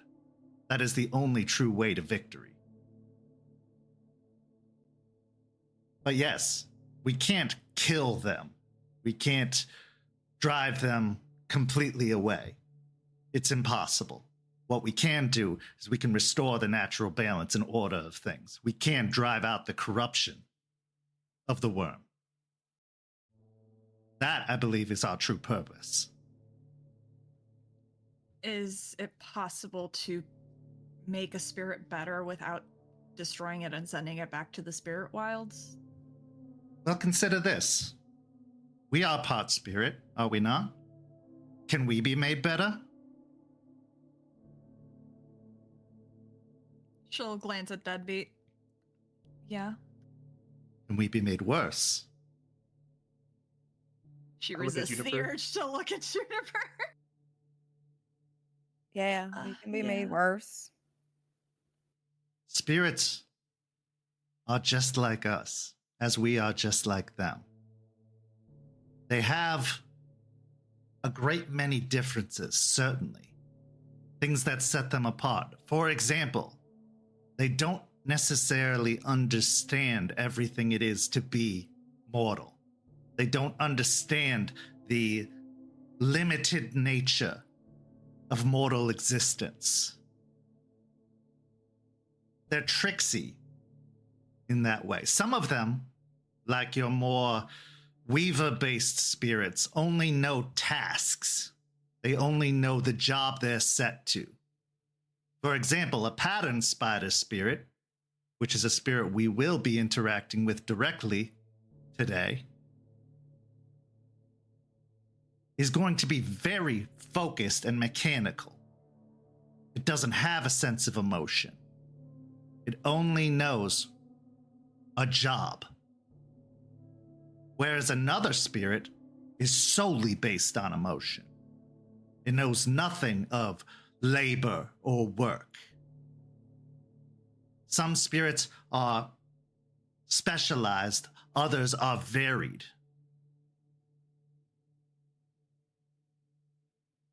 But can they be redeemed?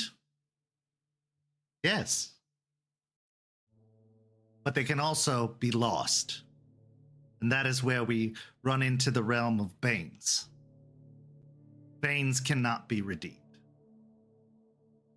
Banes have gone too far. They have become corrupted.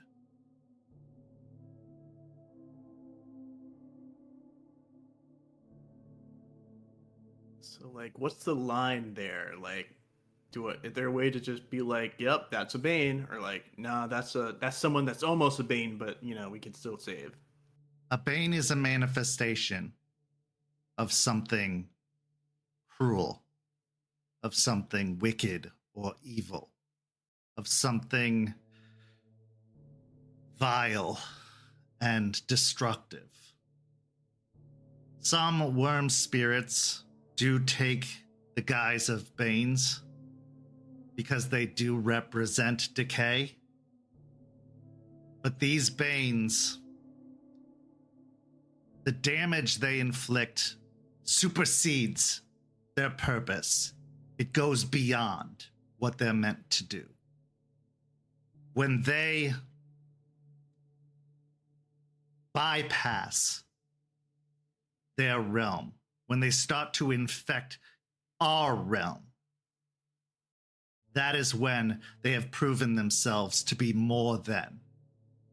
Spirits exist in our realm, certainly. They exist within everything, our trees, our animals.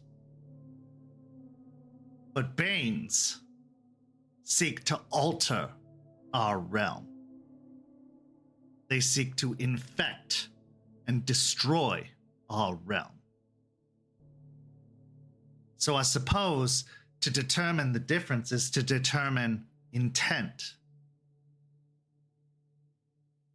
So a worm spirit could be venom, but the bane could be the person inflicting it on someone else.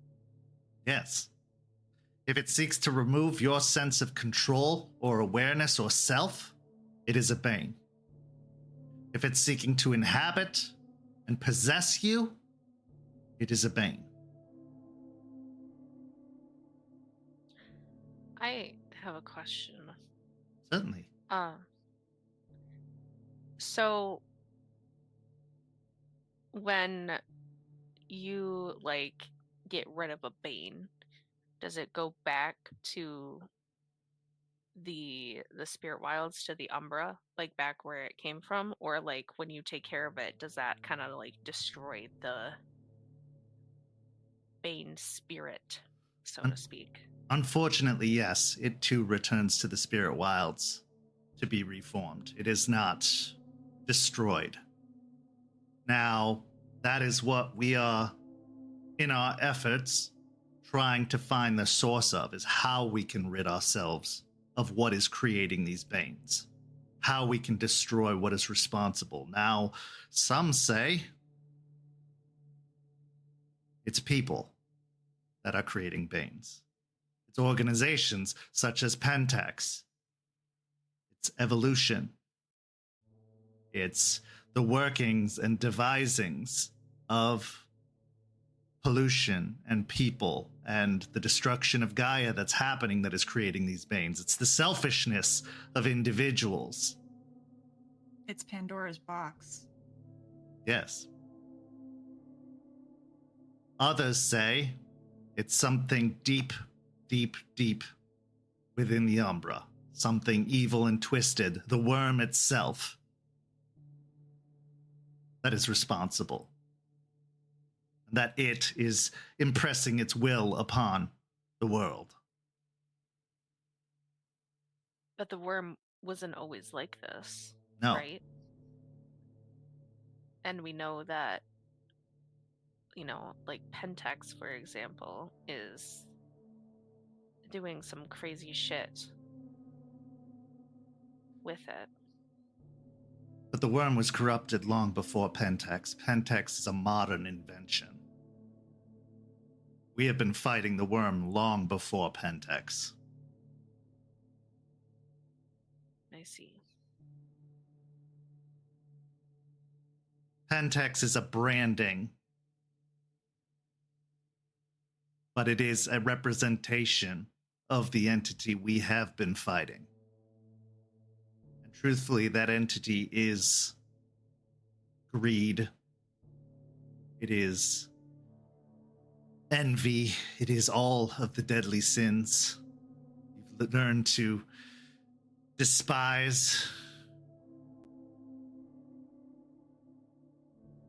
Seems like just from what I'm hearing, the source of Banes is just ill intent. So yeah, it does sound like it's people. But is it of their own design? Or is it forced upon them? Is it influenced? When you're told and you're influenced to believe that you should want more, have more, buy more, is it society? Society that's controlled by organizations like Pentex, that's influenced by individuals like leeches in high positions of government. Seems like it's just weak will. I mean, it's essentially the whole conversation of nature versus nurture. If you think about it, it's either the inherent will of with it inherent for people to be greedy, or is it the surroundings that make the person greedy? As I kind of finished that, I stop, realize what I just said, look around, and never mind. Actually, I don't know what I was saying. I was just No, that's very good. You're on to something. Is it our nature? Or is it what we've been taught our entire lives? Or is it something else? Are these banes that have been plaguing our minds? In some cases, it is. That voice inside your head that tells you to get revenge. That tells you to want what someone else has. That tells you to make it go away. To make it all go away. That tells you to run a little further. Sometimes it's not your own. Sometimes it is something else. Those tingles crawling up your spine. Sometimes you're not imagining them. Sometimes they are actually there. That is the work of Banes.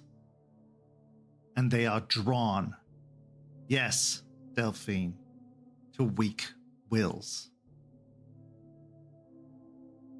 But I do not fault individuals for having weak wills. This world beats us down. It preys upon us. It does not reward us for being strong. It punishes us.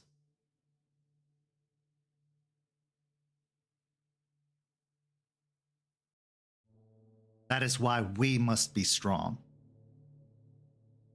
Because we are the last line of defense.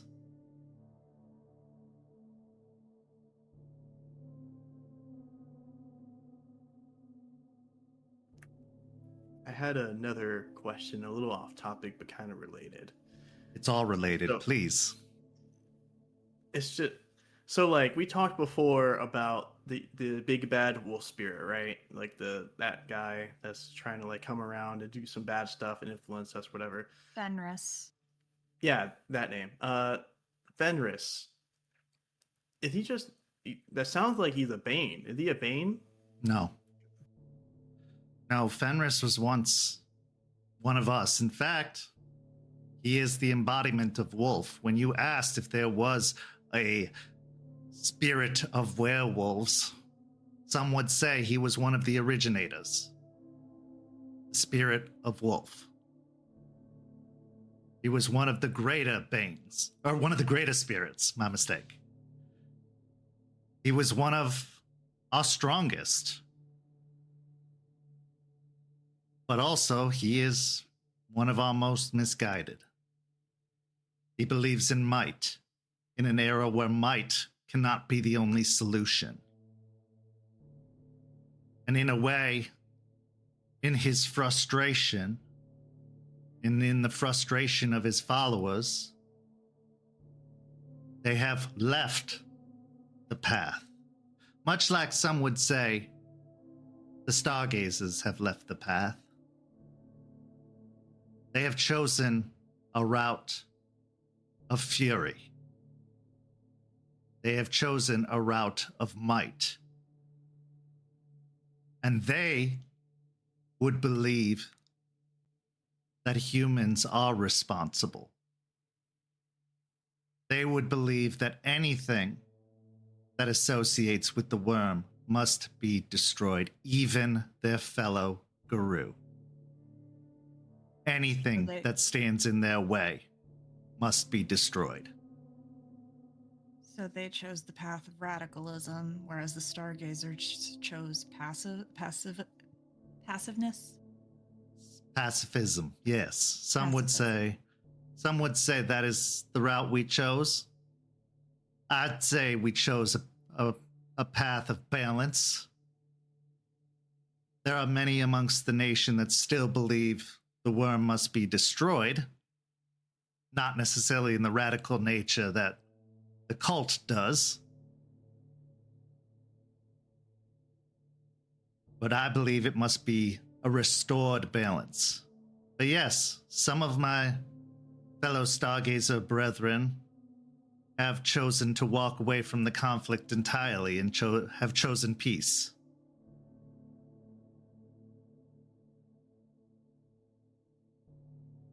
Except for you. Well, in a way, I did as well. And it took a rascally pack of youngsters to remind me as to why the fight was so important. And they did.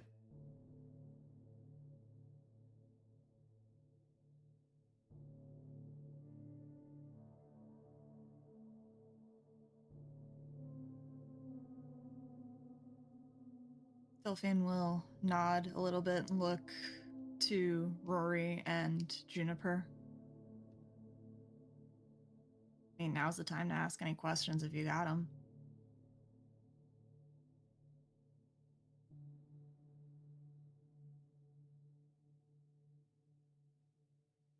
Rory's just gonna look at the tree. No, I think you guys asked all the main ones right now. I'm just more curious on if the lesson's just gonna be us sitting here or if we're gonna be doing other stuff as well. Well, you're mighty eager, but I like that. No, my intention wasn't just to be sitting here. I intend to take y'all on a little field trip. Oh, man. See, y'all have seen the Umbra, I'm sure. But y'all ain't ever seen the Umbra like this. But I want to make sure y'all are prepared. And I mean truly prepared. Because being thrown into the deep end of the pool has never been my style. Not entirely. I know and have heard that where you come from wasn't all that suitable to young Guru. But I'm coming into my grandmotherly ways. So I want to make sure that you're comfortable with the whole process, because you're going to see some things. You're going to hear some things. Unlike anything y'all been seeing before. Especially here, because this can, unlike the cans you've probably seen in your past, it's quite unique. Is there going to be a lot of walking? Not in the way that you're thinking. Okay, I'm down. As long as we don't have to like, do a whole lot of hiking or whatever, I'm okay with it. Is he gonna be there as she kind of motions at the tree? Yes, but you probably won't see him. Why are you so worried about a tree, Rory? How could you not see a tree? She'll kind of look at Delphine. The spirit that was in this tree last time I was this close to it was the one that showed me how he died.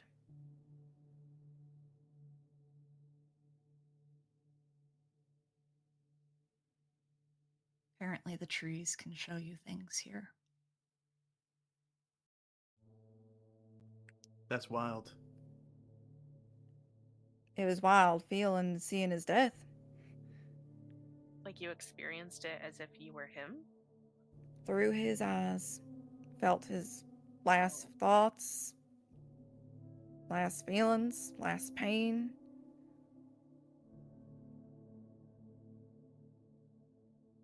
As long as we don't experience that, I'm okay with going on this trip. I look over at Eliza. Are we gonna be experiencing that in the Umbra as well? No.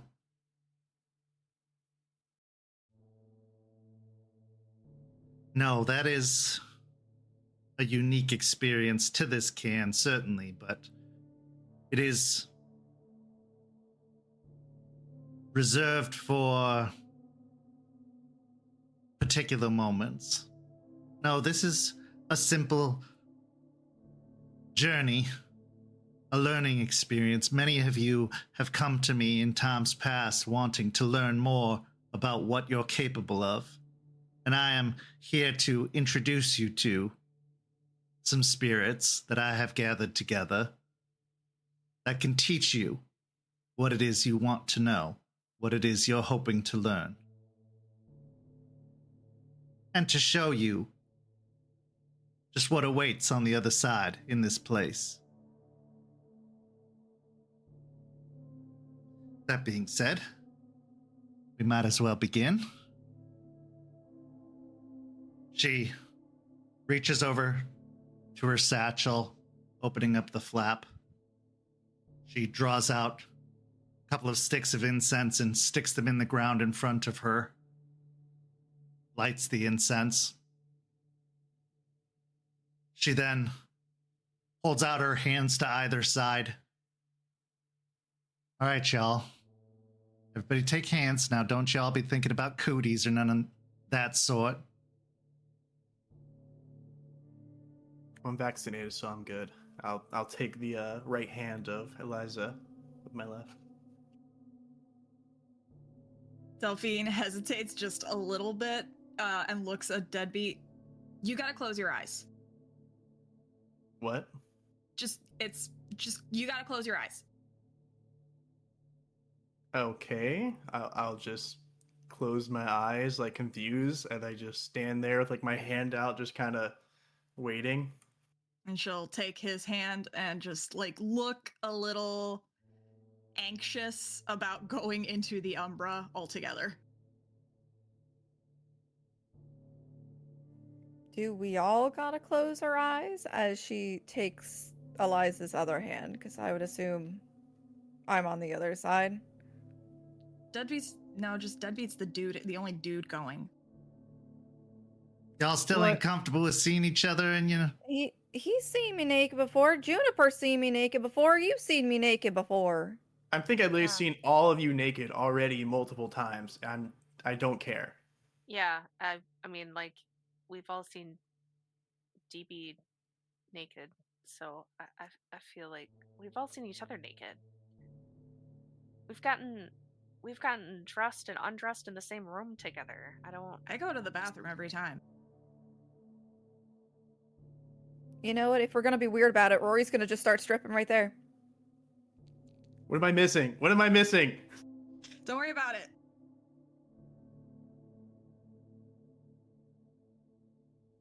Eliza sighs and rolls her eyes as she waits. Can I do an insight check on this? Because I'm genuinely just confused as to what the big deal is suddenly.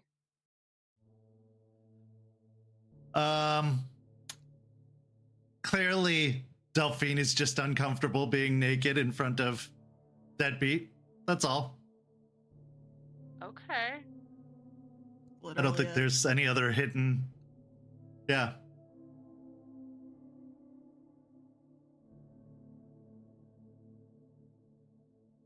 Yeah, once Rory's done proving a point and getting undressed, she'll take Eliza's hand again. I'll take Rory's hand and then Delphine's hand. As we scooch in a little bit closer. Now I'm going to start chanting, and I want you all to pick up the chant as soon as you understand it.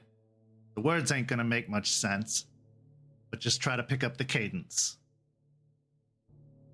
She starts to chant, and like she said, the words don't make any sense whatsoever. It's in a language that none of you understand. There's something very earthy and tribal about it.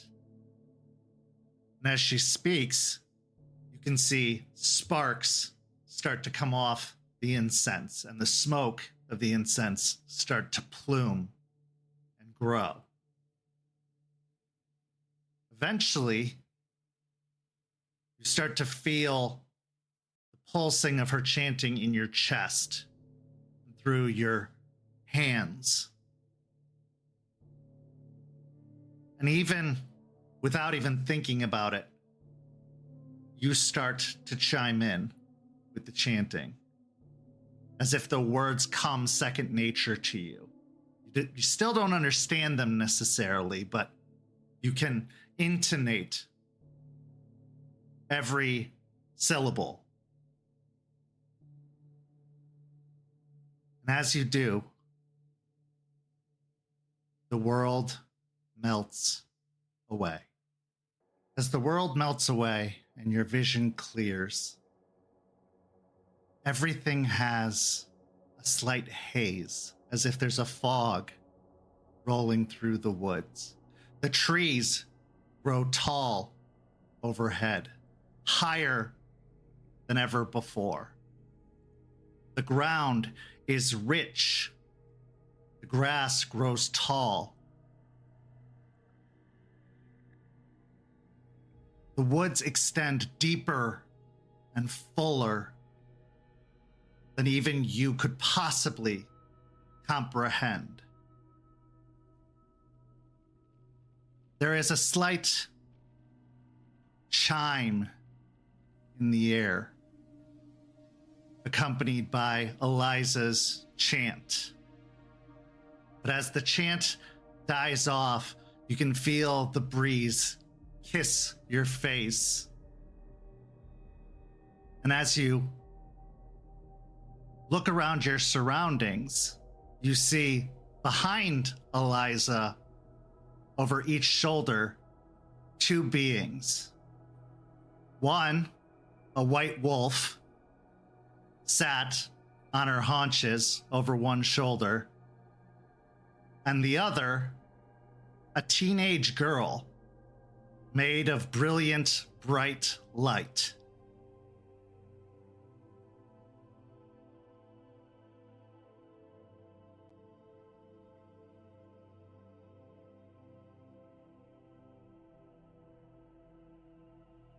Delphine will stand up from where she was sitting and kind of cross her arms over her chest, and she recognizes the wolf, but she looks at the teenage girl spirit in a little bit of confusion. The glowing young woman gives a brilliant smile, which causes her to radiate even more light, almost having to make you shield your eyes for a second as she waves very excitedly. Hello! I wave back and kind of awkwardly, hi. Hi, I'm Howdy. Star. I'm the pack patron of the Sept of the Evening Star. Oh, I've heard about you a little bit. Yeah, hi. Well, it's a pleasure. You're quite a cheery one. Well, I'm a little tired. It's daytime, so I should be sleeping, but Eliza said it was important, so I'm here. At this point, I'll just open my eyes without asking if I can, and then I immediately get like blinded by this flashbang, and I'm just, what's going on? Oh, what am I looking at? Oh God, why did you? Oh, sorry about that. And as she dulls a little bit, you can actually make out her features. And the strangest thing about her features is that she looks like a weird mix of Aspen and Jester in her physical features. Like her face is a mix of both of their features.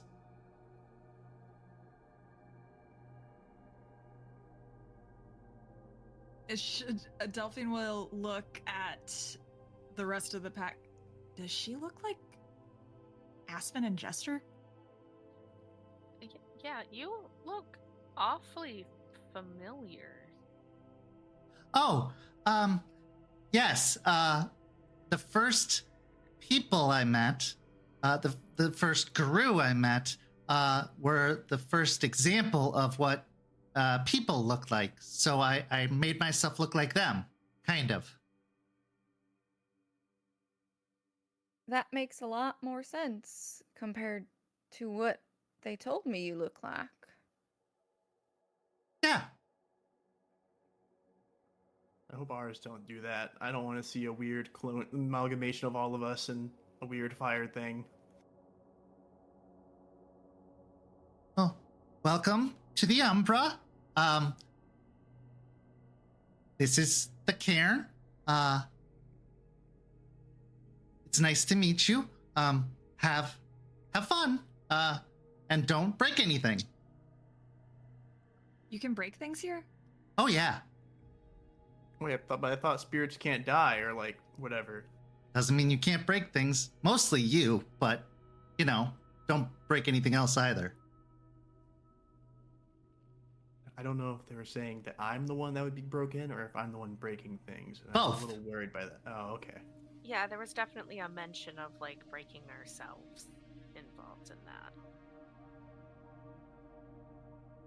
Okay, well, I promise not to do any of that. Okay.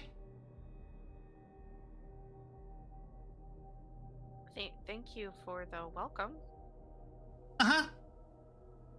You see her go skipping over towards a swing which seems to be hanging from one of the larger trees off to one side, where she hops on it and starts swinging. The white wolf that has been sitting kind of staring dully at all of you stands up and starts trotting alongside her towards the swing. Eliza looks to all of you. As she mentioned, that is Star. She is the patron of the pack that established the Sept and is sort of the representation of the Sept as a whole. And then, of course, there is Alara. She is the spiritual guardian of this cairn. Delphine will nod, look at Alara, and kind of just do a little half wave at her. Alara looks, snorts, and then just keeps walking. Eliza has said that Alara is a sassy broad. She was a lupus born in life. So she was one of us. Yes. So we could one day become like Alara? Potentially. No rest even when you die, huh? Well, there is. It was a choice. She made the choice to serve. Oh, okay. It is a choice not taken lightly, but it is a choice. Not everyone is indentured. It is not a requirement. Rory has she's listening to all this, is just kind of watching Alara walk off. And is kind of just thinking about what she saw when Aiden showed her his death, and now kind of curious on what Alara's story is.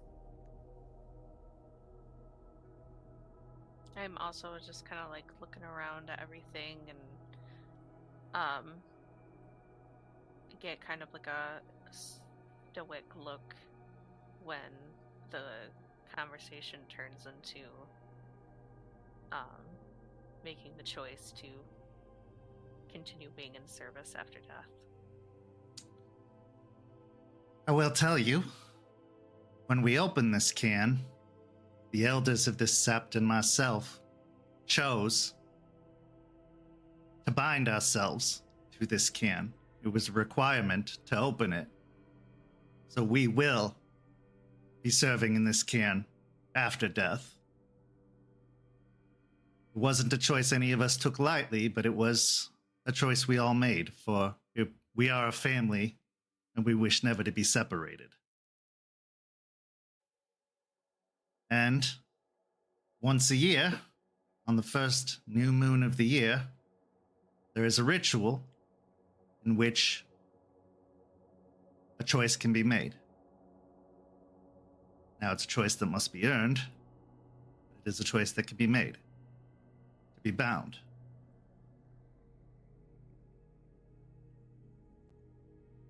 Is that a choice that could potentially be presented to us? If you'd like, if you earn it, if Aspen sees fit and the rest of the pack sees fit, yes. But it means a great deal. So before you go making any decisions, you must understand what you would be choosing and what you would be sacrificing. Because there is no afterlife. There is no beyond. There is only this. But let's not get too far into that. This is the Umbra. This is the can. You will find no place safer than this in the Umbra. This is a place we have created. A place we have, in a way, constructed and carved out in the Umbra just for ourselves. A place the spirits have given us, gifted us, lent us. A place we must protect. A place we must preserve.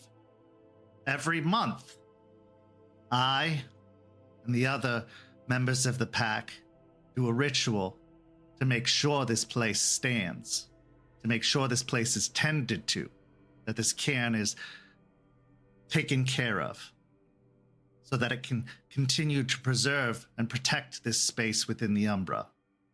If it isn't tended to, it could fall dormant, and other forces would start to find their way in. Because do not be mistaken, the Umbra is a representation of all things. Good, neutral, and evil. It does not care. It does not want. It just is. But here is a place of ritual. It is a place of peace. It is a place of tradition. It is a place to call forth spirits, to converse with them, to learn from them. Once you venture outside of the bounds of this cairn, in a way, you're on your own. But you can return to the safety of it, and it will protect you. And this one, in particular, is especially safe.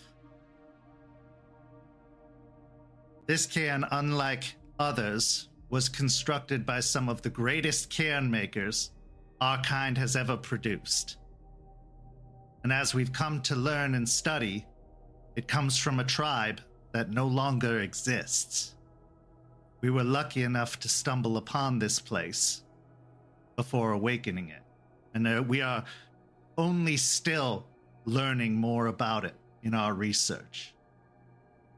but they are the greatest, or were the greatest cairn makers ever amongst our kind.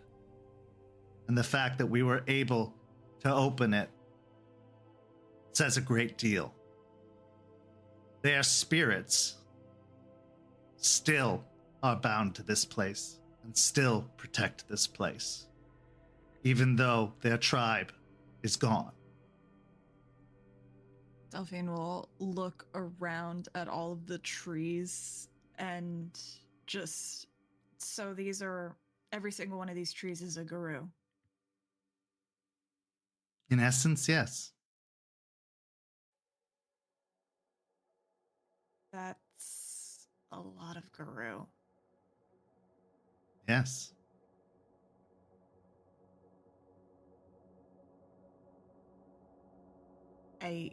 Well, I'm sorry, I've never been around more than just...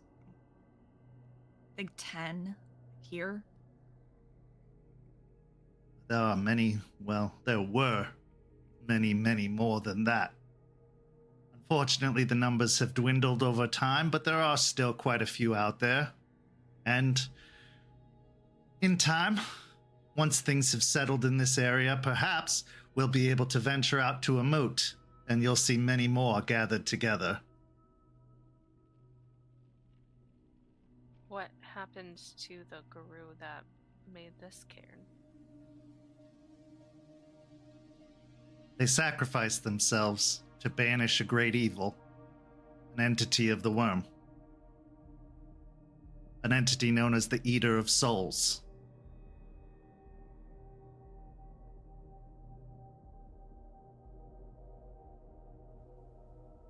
So Gaia couldn't make more of them? Couldn't... No. Oh.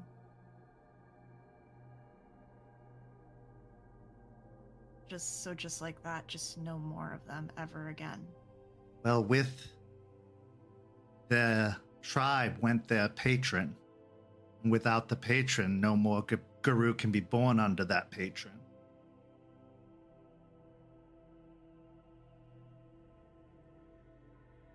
Right.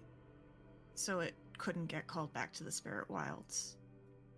No.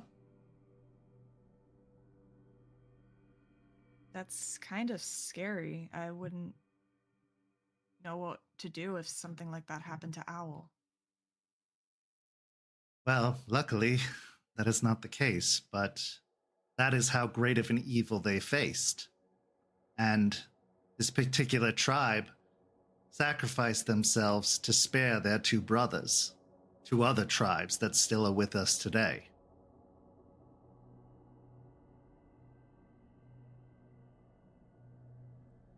What tribes would those be? The Gale Stalkers and the Ghost Council.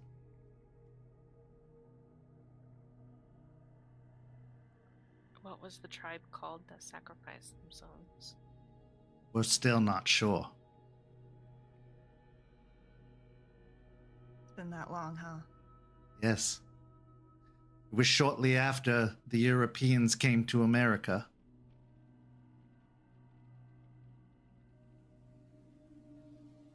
Oh. So, colonization. Some say that was what the worm represented, yes. That's kind of fucked. Well. But this is where I want to talk about renown. The three most important elements of being a guru.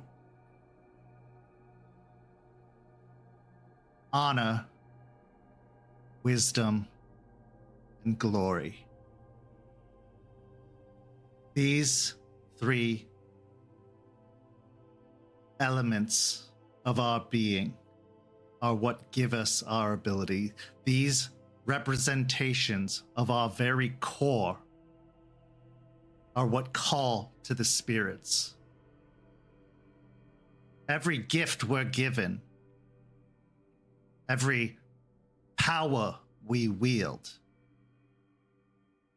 Every ability we have draws upon one of these things. And it's easy to mistake wisdom for ignorance. It's easy to mistake honor for pride. It's easy to mistake glory for foolishness. Knowing the difference is important.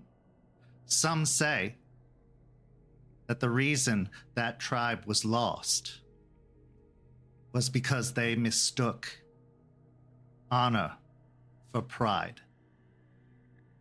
In sacrificing themselves to save their brothers, they chose pride over honor.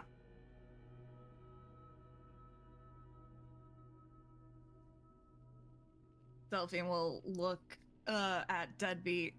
We chose pride that night. So now we have no honor. Yeah, no shit. I mean, I didn't go in there thinking I was being very honorable, kicking down doors. Well, as long as you recognize it. Nobody's perfect. We're all going to make mistakes. Gaia knows this. We all know this. If we were perfect, this war would have been won a long time ago. That's why shame comes and goes. We earn it. We redeem ourselves from it. We don't give up on our fellow Guru. It's a lesson to be learned.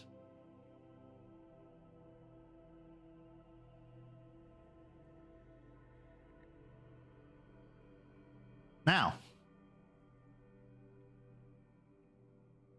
let me call forth our first spirit.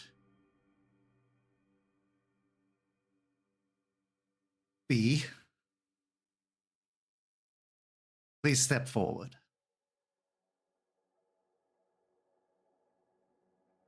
Sorry, whose name did they say? B. I'll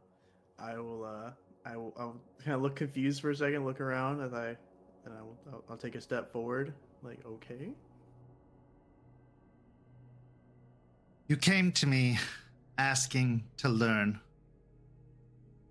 that gift granted to us by the Wolverine. A gift of glory. A gift of might. Why do you wish to learn this gift?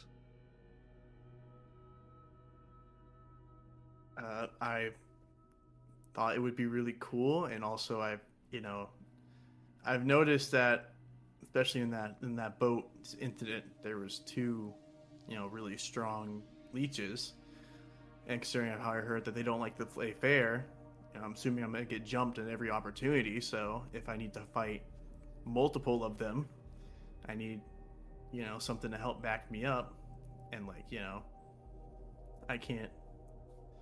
Unfortunately, not all of us are the greatest at fighting, so I gotta be able to make sure I can hold multiple at a time in case, they need to team up on someone or something like that.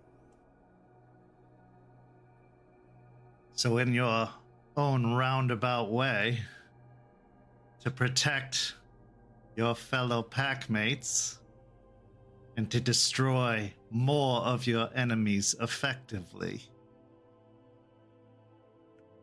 You could say it like that. I mean, I think my way was a little cooler, but yeah. Sure. You could also try saying it like that too, every now and then. But I'll let you say it your way this time. Eliza looks up and spreads out her arms. O great spirit of the Wolverine, I beseech you to come to our dear companion, DB.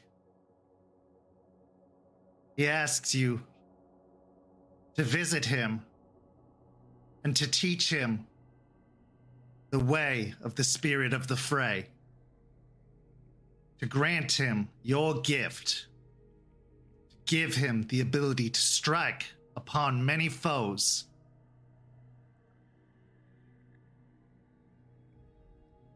As she calls out, scurrying can be heard in the brush around.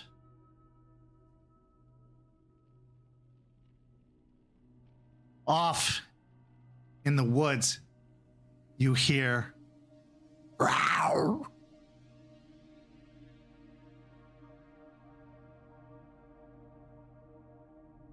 And then the scurrying draws closer. Suddenly, out of the tall grass, a wolverine, probably the size of a German shepherd, comes crawling out. It sneers and snarls, and its hair is standing up on end as it looms closer. It sniffs towards Deadbeat and the rest of you.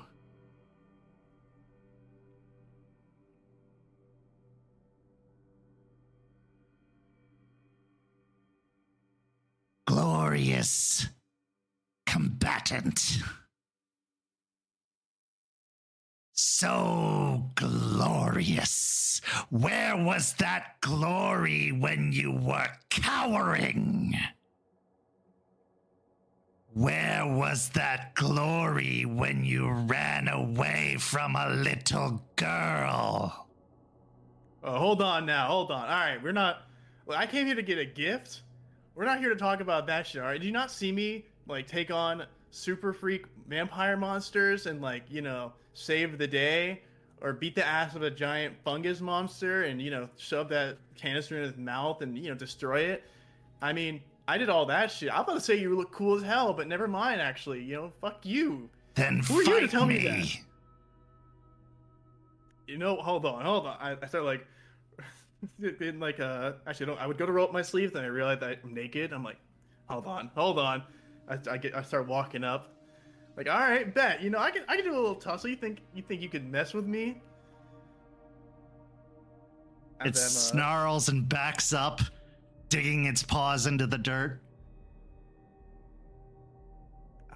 Let's see. I'm assuming actually, you know what? I'm just gonna kind of go into like a low stance.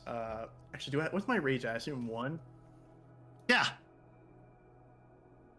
Let's see. Would I potentially go up a rage for being provoked? Yeah, I would say so. Absolutely. Yeah, because I'm gonna try and shift into Hispo, so then I can kind of match its, match it in this form and kind of. Absolutely. So hey, I'm willing to scrap. Let's go. I passed the rage check, so I go shifting into my Hispo, and I will let out a large growl. I start like kind of circling, like ready to strike, kind of waiting for it to get ready to fight here. Okay, so as you snarl and start to circle, dropping down onto all fours, the fur spreading out across your body, your maw growing and extending from your face, filling with sharp, jagged teeth. The wolverine paces, its claws digging into the dirt, and if it could grin, it appears like it does. Its eyes gleaming with a fire of fury and joy, all tangled into one. It then lunges with another snarl, yow, as it comes to clash with you, its claws and teeth lashing out. Go ahead and roll a strength and brawl. Yeah. I also like to flavor it that like I would use my my hair's leap to like jump at him at a high speed, kind of pounce on top of him. Absolutely. In fact, with that flavoring, I'll give you an extra dice. You say strength brawl. Yep. Would I add my? Actually, I assume I wouldn't add my grappling. I'm doing teeth and claws.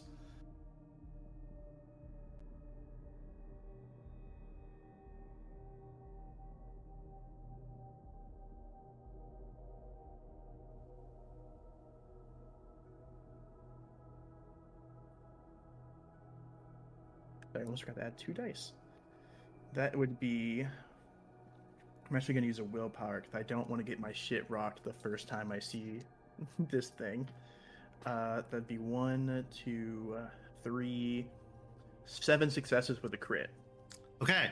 As the two of you collide together, you, with the force of a locomotive train, hit hard with that hair's leap, giving you the momentum to send it careening backwards, end over end, tumbling backwards with you over the top of it, bringing it down until you have the upper hand, your claws digging in and raking it across the fur, it letting out a howl of pain as it tries to force you off and get back to its feet. You can see it's not really bleeding, as it is still very much a spirit, but you can definitely tell that you got a really solid hit on it.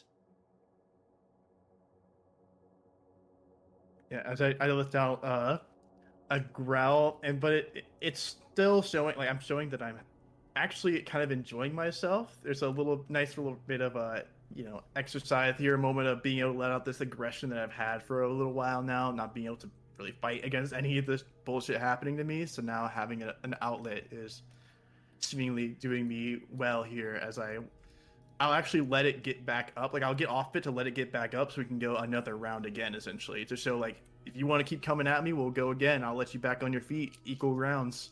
Go ahead and roll me a wits and awareness as that's happening. All right, can do.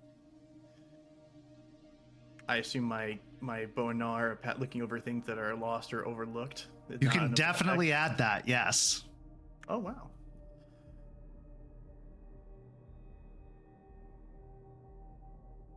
That would be 3 successes. Behind Juniper, another Wolverine is rising up. Its claws rising up, preparing to strike. Its jaw opening as if it's preparing to pounce down on top of her from behind. Okay, wait, hold on a second. Do I notice this? No. So for a moment, actually, I don't even think about it for a moment. I just go essentially to knock, run towards Juniper, to knock Juniper out the way and just pounce onto whatever is trying to hurt Juniper. Okay. I don't really have hands. I can't really delicately or tell Juniper something's in the way, so I just do what I just do, take action. Okay. Can I just at least duck? Can I at least see him coming after me and just like, oh, fuck. Yeah, give me a dexterity and athletics, Juniper. Give me a strength and brawl there.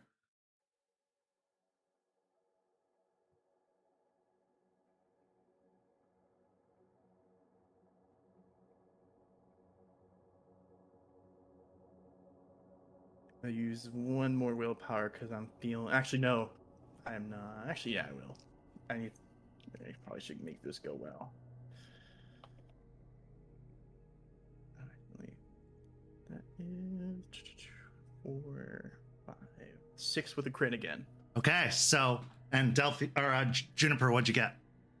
I got 3 successes. It's enough. You managed to duck out of the way as you see this large wolf barreling towards you.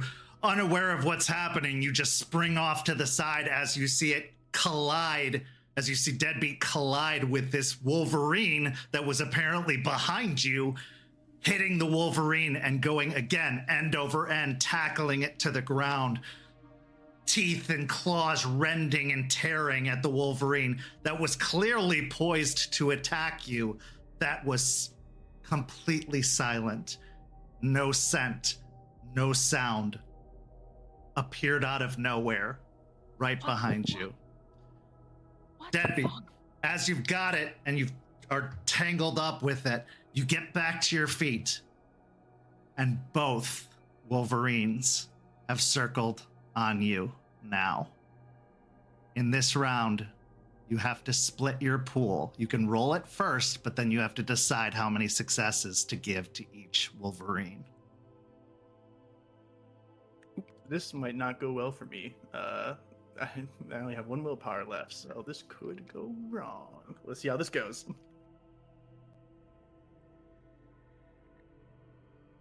As the Wolverines circle, one on either side.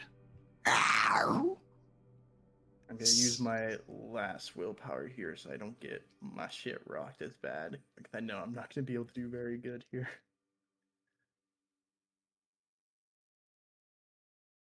I got 4 successes. Yeah, 4 successes. So I'm just gonna, I guess, split. Actually, you know what? I'm just gonna put all. Actually, no. I'm learning. I'm gonna put 2 and 2. Like, I'm trying to divert my attention and trying to fight them both at the same time. Trying to, keep up with them. Even though I'm probably not doing a very good idea. Good job. It's probably very clear I'm not very good at this. I've never really done this before. Okay.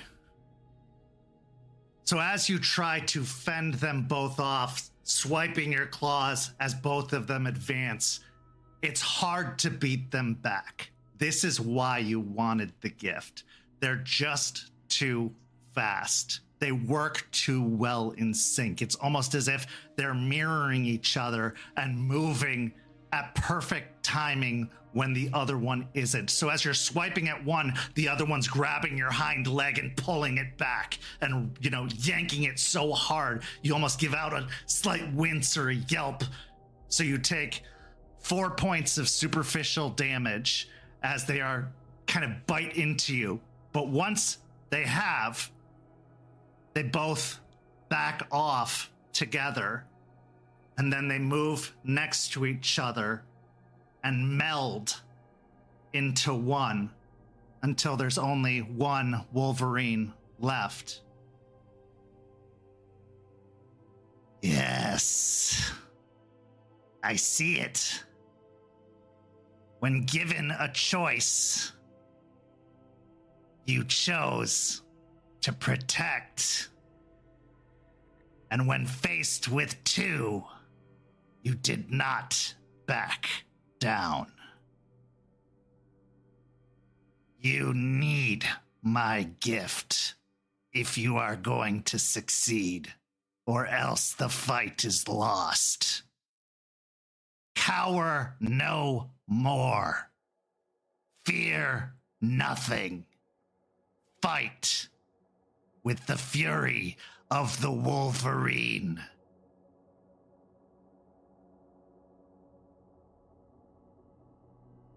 And with that, the Wolverine moves up towards you and raises a paw to your shoulder as you're still in hispo form and places it against your shoulder and digs its claws in, not enough to hurt, but enough to definitely make you wince a little bit.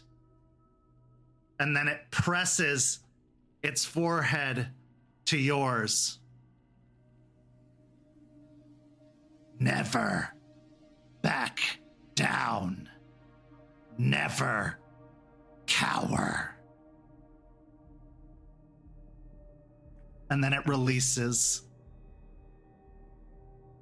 And it turns and starts to back up, not showing you its back until it's several paces away, and then turns and starts to move towards the woods.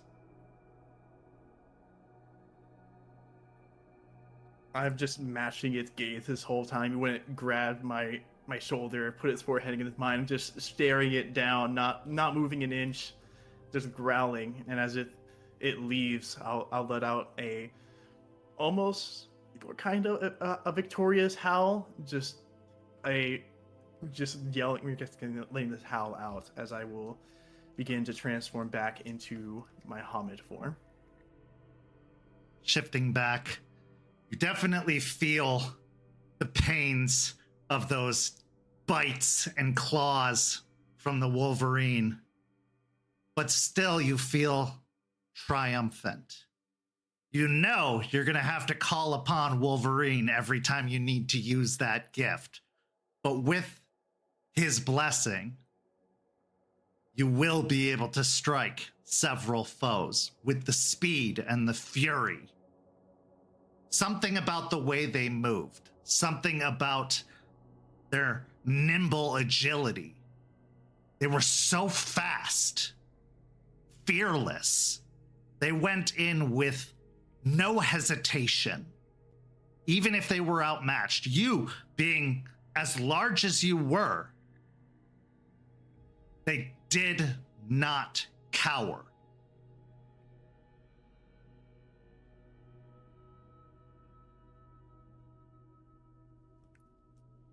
As I see them, think about that moment, and I think possibly how it attacking Juniper was a test, but also it showing off its capability, perhaps showing that it was so fast, attacking multiple targets, almost teaching me in a way of how it operated.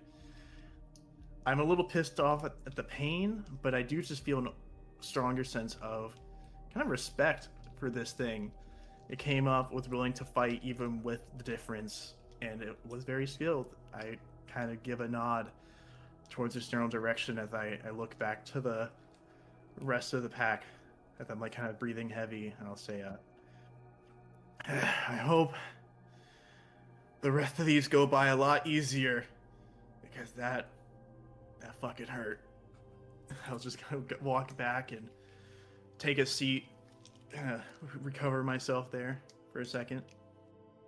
Eliza gives a warm smile as she steps over and kneels down beside Deadbeat. That was well done. Interacting with spirits is no simple thing, especially some of the more ferocious ones. But you were brave. And like the Wolverine said, you didn't cower, you didn't back down. You were very much outmatched there, Deadbeat. The Wolverine is a strong and ferocious foe, and even after being told they cannot die, and even being told you're on their turf, you still fought. Well done. She reaches out and places a hand on your shoulder, and as she does so, you feel a warm touch that seems to spread over your entire body. You feel that pain from those claw marks and those bite marks grow numb as the wounds heal, and you can heal the 4 superficial damage. I kind of let out a sigh of relief as I feel the pain alleviate from me and my wounds start to stop bothering me, as I will just give a simple thanks. I appreciate it. I ain't gonna let them badmouth me and, try and take out one of our people without, really sneaking on her. Yeah, you did a pretty good job, DB. I say, and I cross my arm in front of the other. Thanks for not letting him attack me. Yeah, I mean, he'd probably do the same anyways, but you're welcome. Eliza then starts moving over towards one of the sides of the clearing where there appears to be a webbed structure that has grown from the ground. It's made of wood, but there's definitely some webbing on the structure itself. As she approaches the structure, she starts making a clicking sound with her tongue. She doesn't speak in words. She just makes this almost mechanical clicking. As she does so, Suddenly, another clicking sound comes from the structure, answering in response. Almost like a typewriter typing back, or like a Morse code answering back.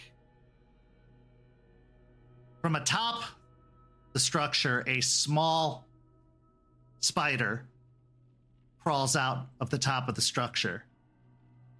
It moves across the top, walking at a very specific pace, down one of the eaves and down the stilt of the structure. Now, Juniper, you recognize this to be the umbral embodiment of the structure that you and Lucas have been working on and created. She offers out a hand, and you see that the spider is actually no bigger than the size of her palm as it crawls off the structure and onto the palm of her hand.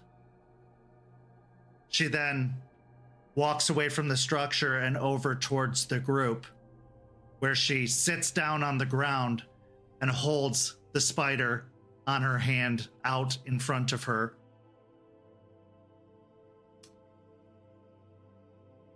Juniper, now it's your turn.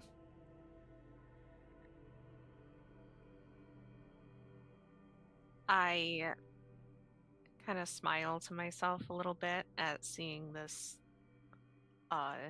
little spider in her hands, and I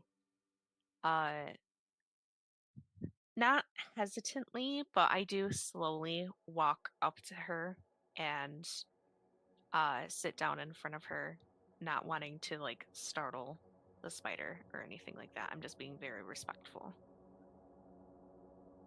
The spider has perched and doesn't appear to be moving at all as it just sits there. It doesn't even look like it's watching you. It's just frozen in place.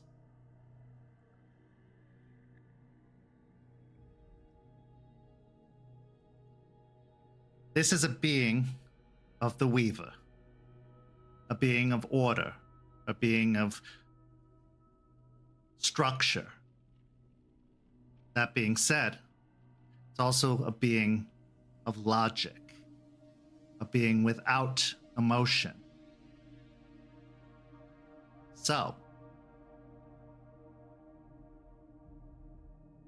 in order to commune with this particular spirit, I need you to, as best as you can,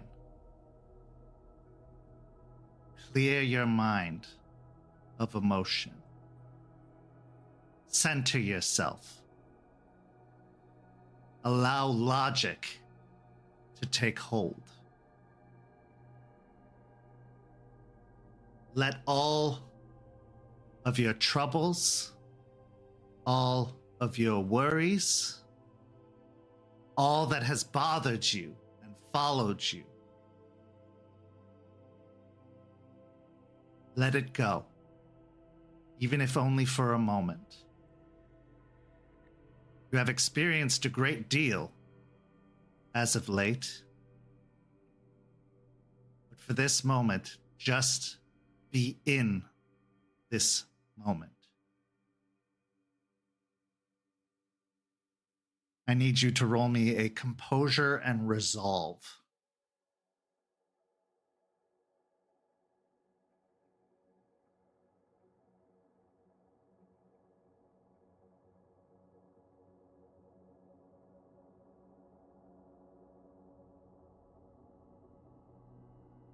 Four successes.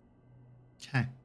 So as you close your eyes, taking a few deep breaths in, while your mind is filled with so many thoughts, all the questions about the Umbra, everything you've seen, that nagging annoyance that Deadbeat just saved you.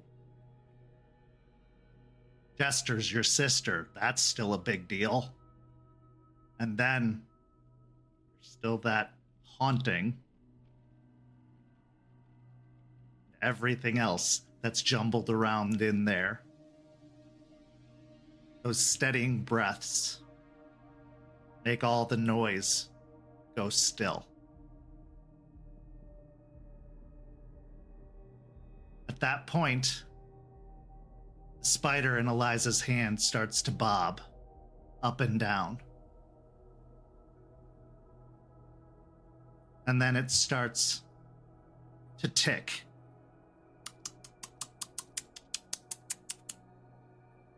Starts to make out a clicking noise. And in the clicking, roll me a intelligence and academics.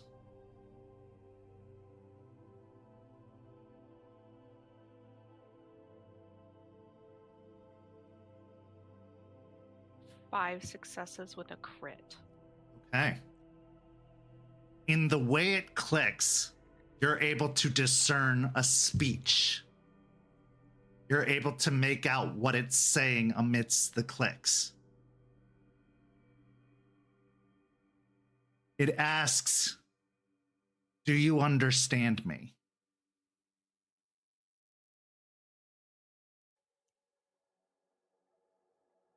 Yes, I say. But I do not. I don't click back because I don't know how. Yes. You speak the word yes. It bobs up and down again.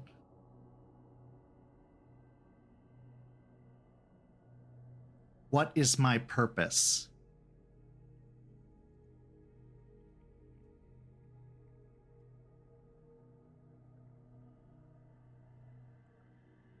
Allowing me to see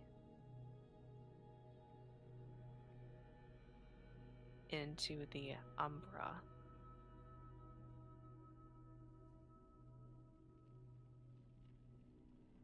What is your purpose?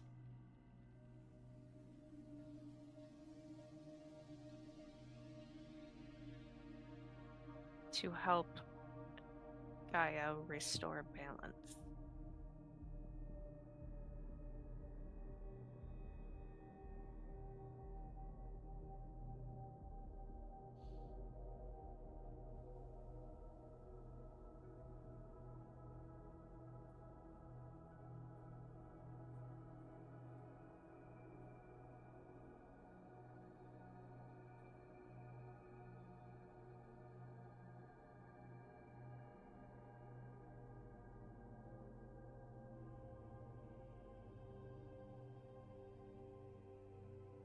How is balance achieved?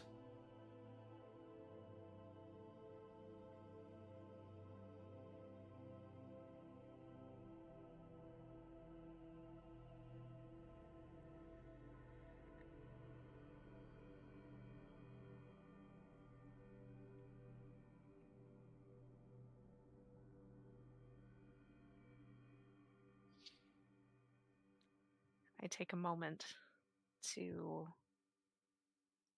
think about my answer.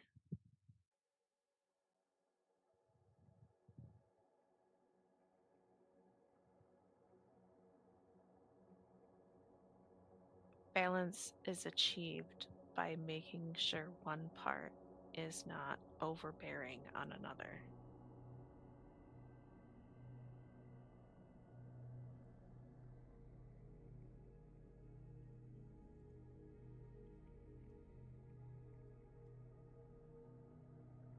Why do you wish to see beyond?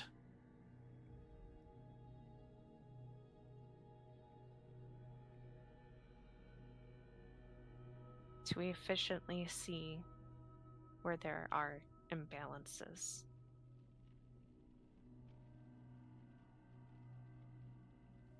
Do you honestly believe that to be true?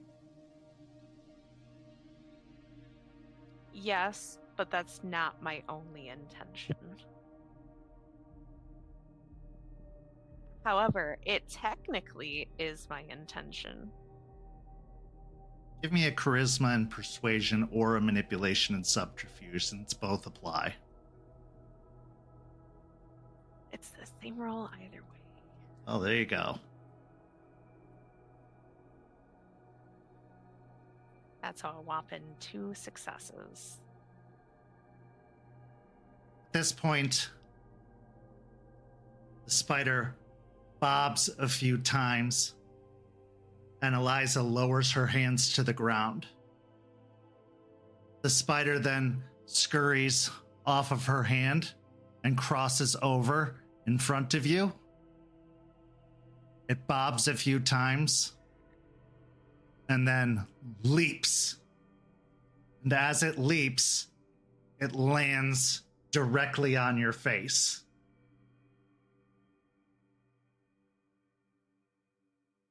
Roll me another composure Yeah. and resolve.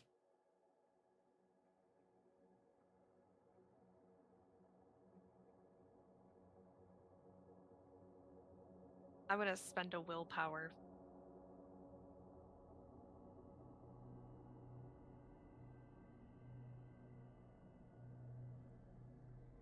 Three successes. You feel your breath kind of catch in your throat for a second, as it is very startling as this spider just comes leaping up at you. And as it attaches itself to your face, almost like a face hugger from the Alien movie.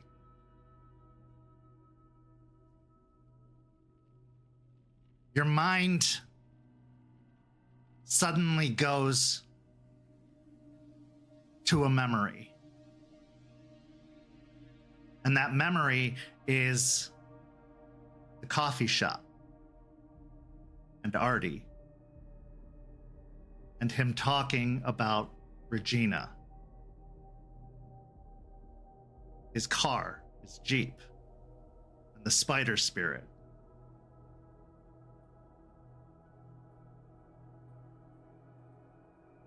And the affection he has for the spider spirit.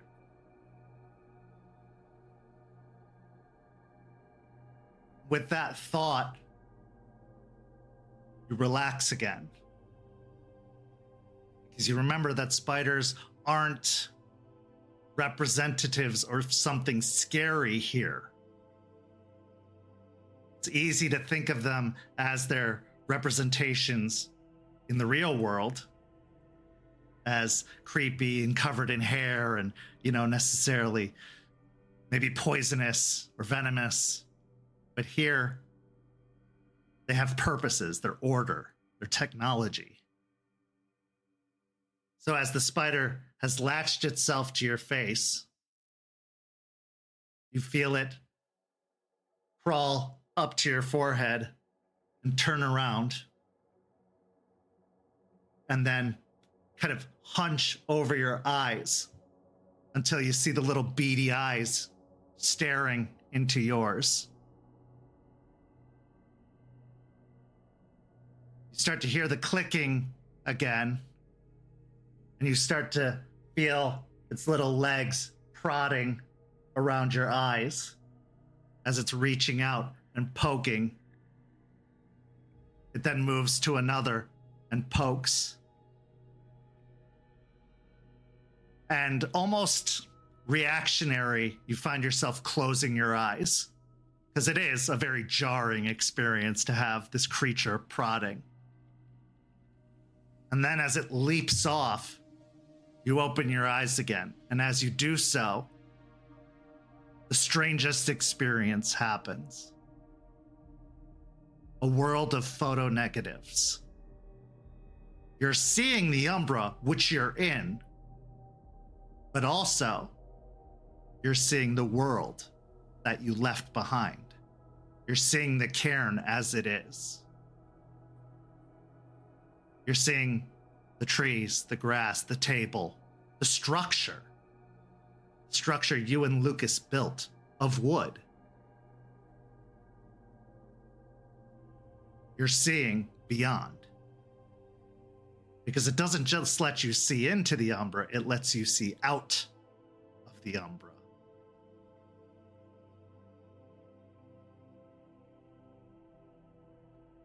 The spider, now down on the ground, bobs a couple of times, letting out a couple of clicks. Task completed. And then it turns and starts mechanically walking its way back towards the structure and starts climbing up one of the stilts. Eliza watches the spider go, her eyes following it as it climbs upwards, and then looks back towards you.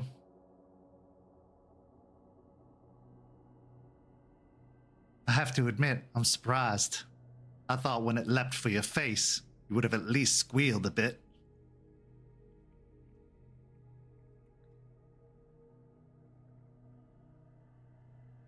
I will say I had to hold my breath a little bit.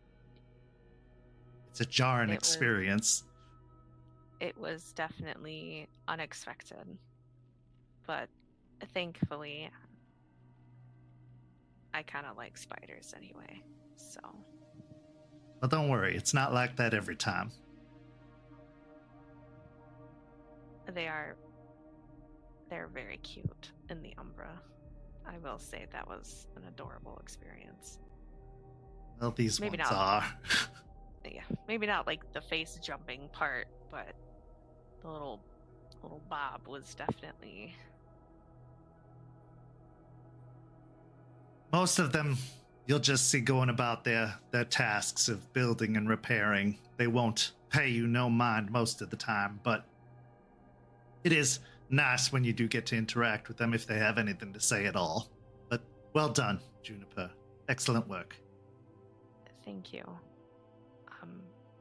I'm gonna get used to this now. It's very cool, but it's a lot to take in. Just take a deep breath. City. Yes, yes. It is, yes. If you want to relax, just take a deep breath and it'll fade away. Okay. Yeah. Thank you. And I'm gonna get up and turn back to the group. And Rory, you asked me some time ago about a song I used to calm y'all after your rather interesting outing with Charles and Jester. Indeed, I did. Well, this one is going to require me to call upon some assistance. She closes her eyes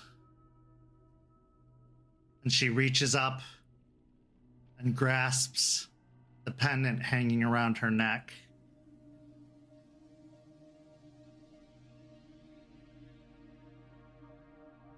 And as she does so, she starts to whisper softly. And in her whispering, you see a tear form in one eye and roll down her cheek. And off on the other side of the clearing, two wolves emerge side by side, walking across the clearing.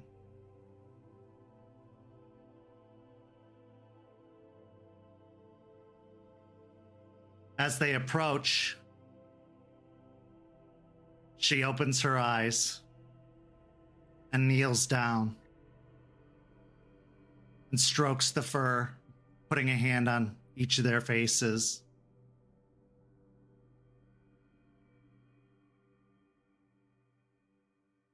Hello, my boy. Is she taking good care of you? I truly wish you could hear me. And I know you can't, but I need your help right now. Ren,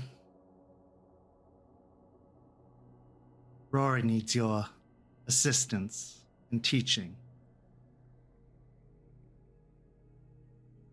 She wishes to learn the song, and unfortunately, I am not a spirit yet to teach her. And I can't think of anyone better to do it. And since I know the two of you don't go anywhere alone anymore, could you do me this favor?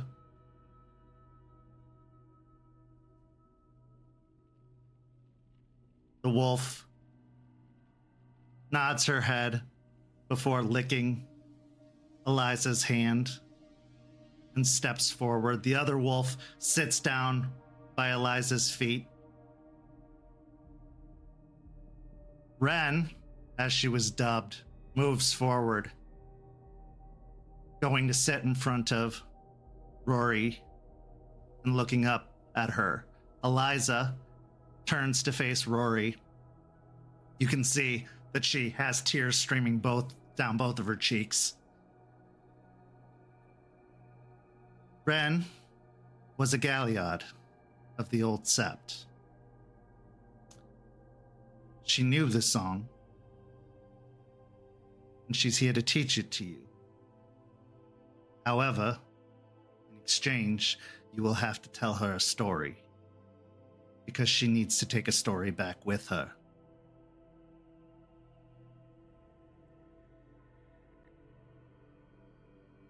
Any story you want in particular? The story of when you felt at peace, truly serene.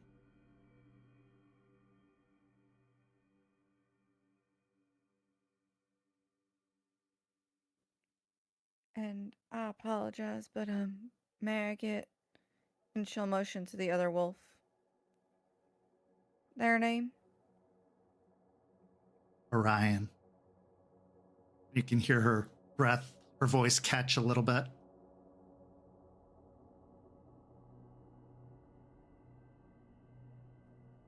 It's a pleasure to meet you both. I'm guessing you both mean a lot to Eliza here.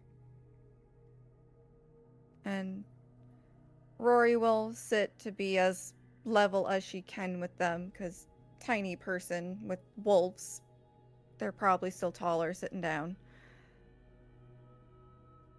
That time I felt most at peace, huh?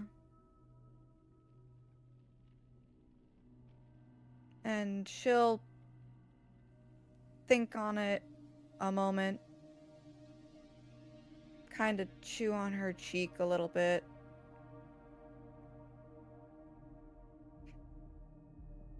I guess it was way back when I was still at home. It was during one of our camping trips, probably.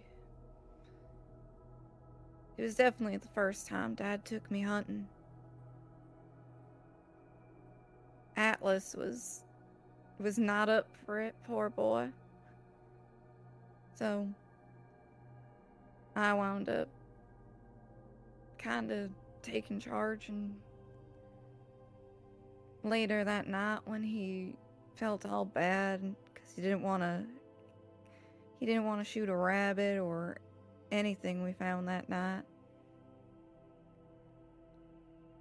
I remember just looking up at the stars with him and making up all these stories about constellations that don't even exist.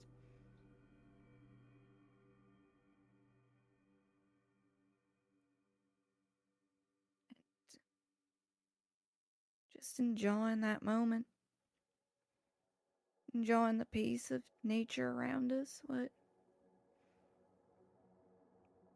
What was given to us that night with our hunt, and she'll start to tear up. What was right there for us all along. How good we had it, and how we didn't realize it back then. A voice enters your mind, a female voice that sounds smooth as honey. Describe it to me. Paint me a word picture.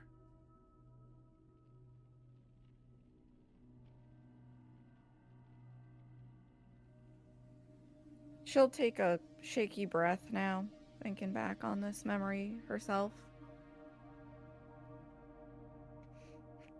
sky was so clear that night. I swear if it was possible to count every single star we could have. You could literally hear all the little critters running around the woods. Being curious while also not wanting to come near us. The wolves howling.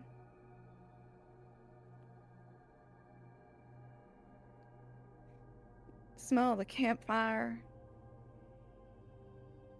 The crackle of it. We got in trouble that night too because we put a little too much greenery in, so it was quite smoky.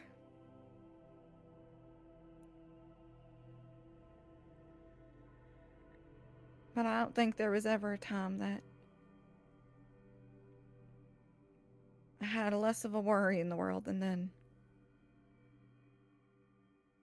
Even with all the struggles that he went through, I went through.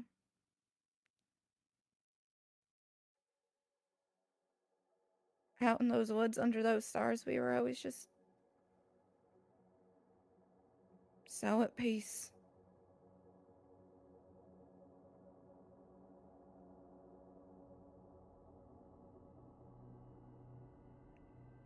And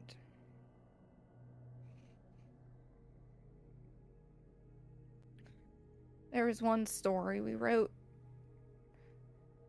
about a constellation that it looked like a little seagull and made friends with a fish. It was so silly. But seagull wanted to be friends with the fish, and the fish was just terrified of the seagull.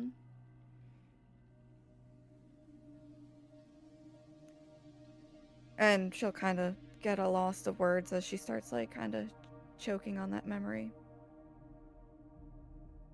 And grab her arm again, kind of wrap her arms around herself. As you hold yourself, you eventually feel a wet nose press into one of your palms, and you see that the wolf, Ren, has come up and nuzzled your hand with her nose before she sits in front of you, her eyes looking up into yours. She then leans her head back and lets out one of the most melodic and soft howls. It starts as a soft pitch, as if coming from far away, but it rises, gently going to a crescendo before slowly falling, as if it came by like a ship passing and then moved away.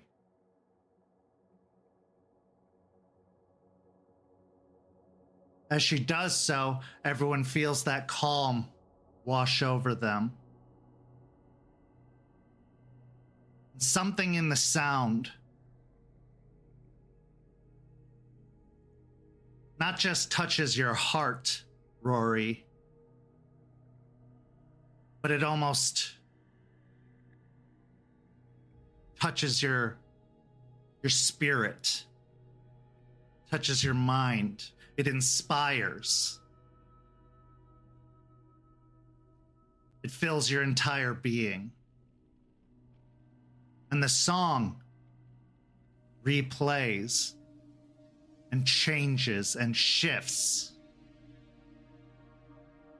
It shifts and becomes its own song, your song. It's not the same, it's different, but it's yours. Because it can be whatever you want it to be. It still bears that same power, that same serenity, that same calm.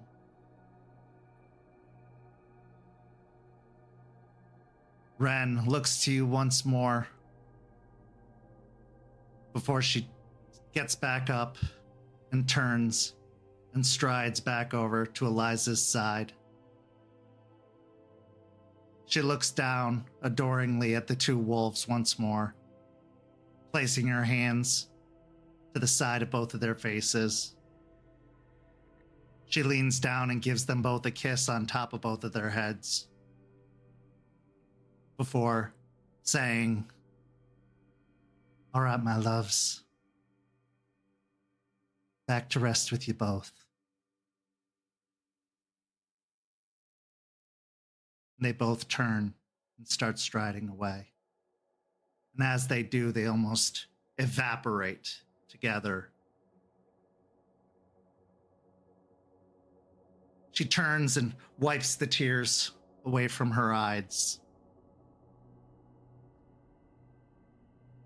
The Umbra can be a very emotional place.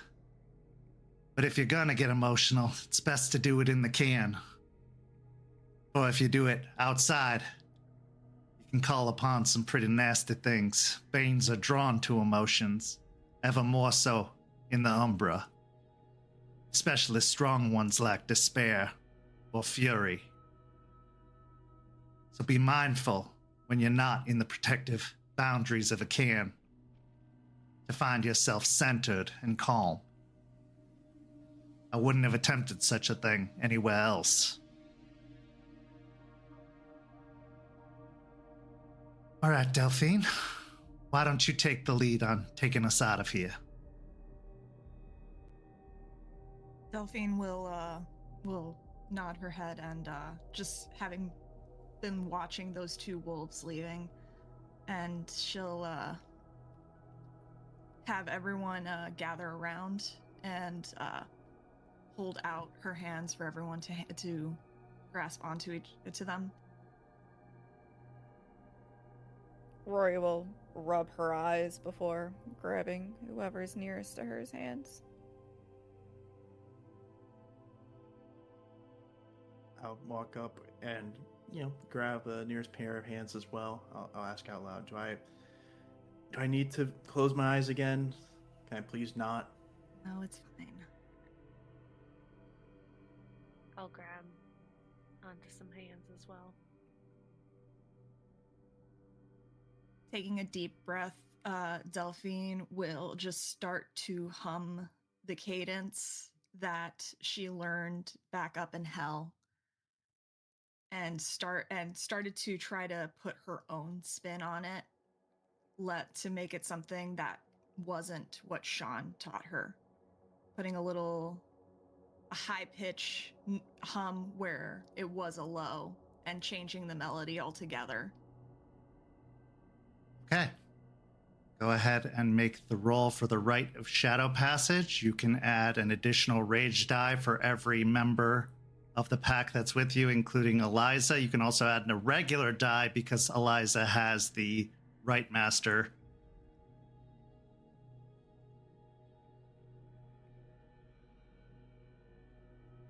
Okay, so an additional die for Eliza, and then one rage for each pack member. Yes. Okay. I need another dice for a rage. Okay. This will work. This will not work. It's not numbered. Okay. Just roll an additional one after you've rolled the pool.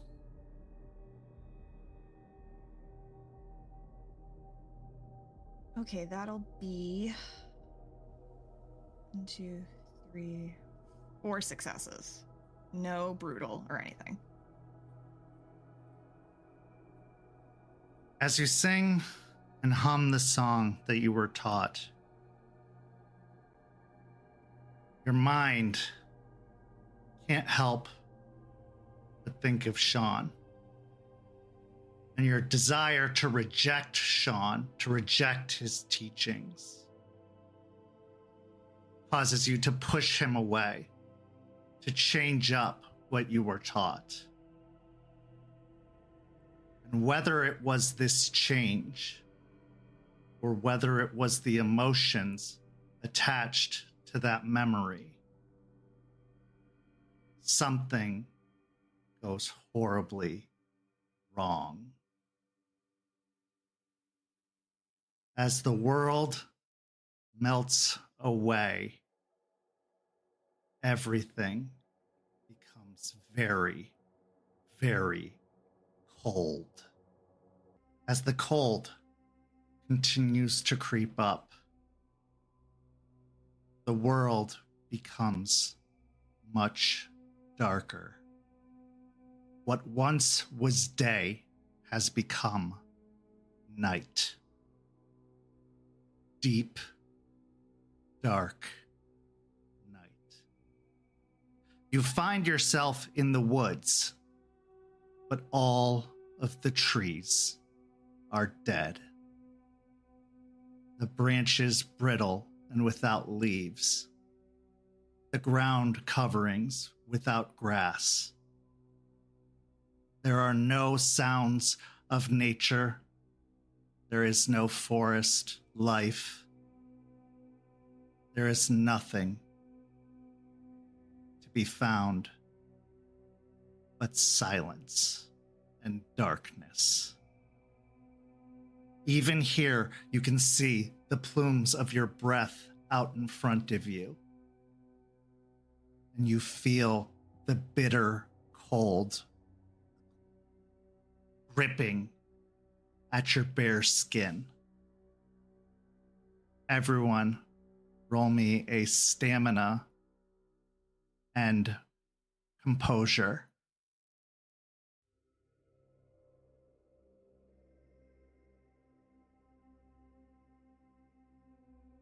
What would our rage be at? I would say you were at rage 1 unless you got augmented for some reason since then. Okay. Am I still high? Yeah. Okay. I got 2 successes. I also got 2 successes. I got 4 successes, no crit.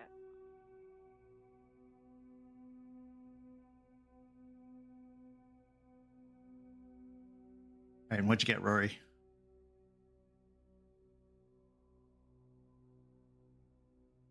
How about now? Okay, I don't know what happened. I got 3 after I spent a willpower. Okay. Everyone except Juniper is now at a -2 to all dice rolls for the remainder of the scene. The cold has seeped in to your skin, making everything in you tense. Juniper, you're still very cold, but you can still flex your fingers. You can still move. Everyone else, your teeth are chattering. You're tense. Eliza, now very keenly aware, looks in all directions. I don't know what I did. It's all right. It's all right. Is this... This isn't where we're supposed to be, is it? Far from it. Rory, feeling the cold instinctively, is going to pull whoever she was holding the hands on closer to her for warmth and kind of get a little tense. Stay It's close to colder me. than- It's colder than any time in hell. Jesus Christ, it's freezing. Where are we? This is what they call the Dark Umbra, otherwise known as the Shadowlands.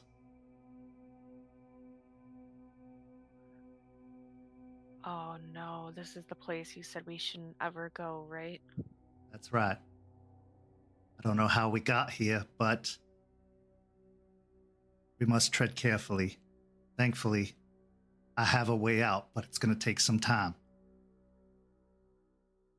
That being said, everyone roll wits and awareness.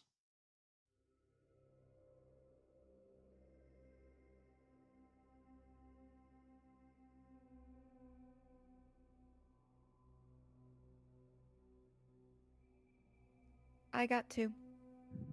I got 5 with a crit. I got 1 success. 0. Okay.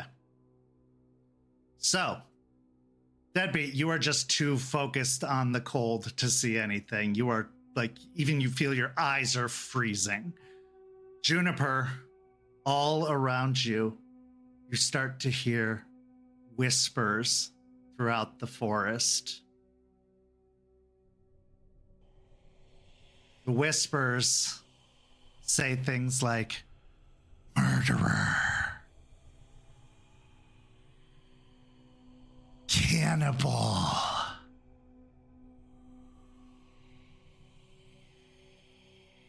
you killed her parents.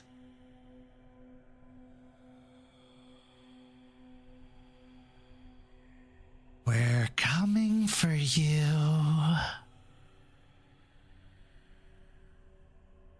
You don't belong here. And now you'll never leave.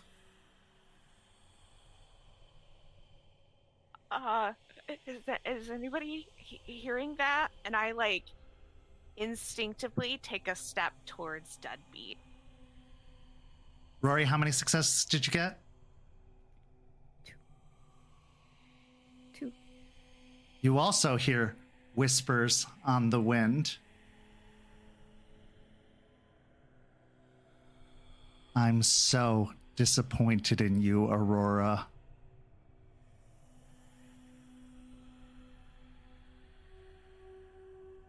You should have known better. We taught you better.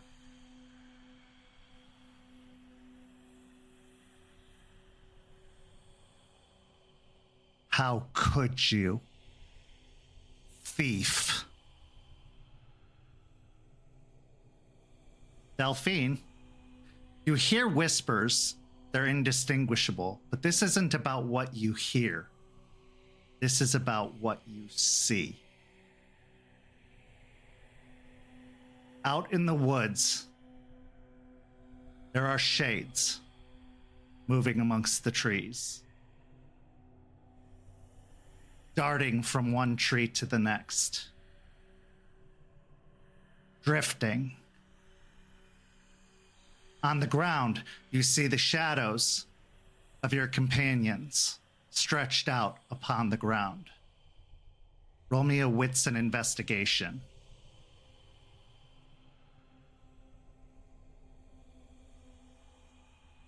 Okay. It's a brutal outcome. What are your verbs and adverbs?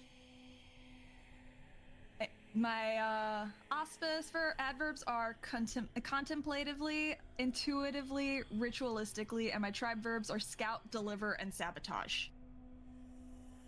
Okay. I'm going to say it qualifies for scout.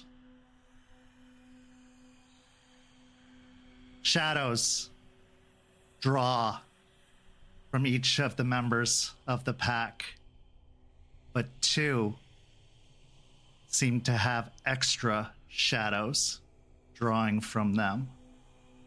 And those 2 are Juniper, who has 2 extra shadows pulling away from her in the form of the silhouette of a man and a woman standing next to her. And Eliza.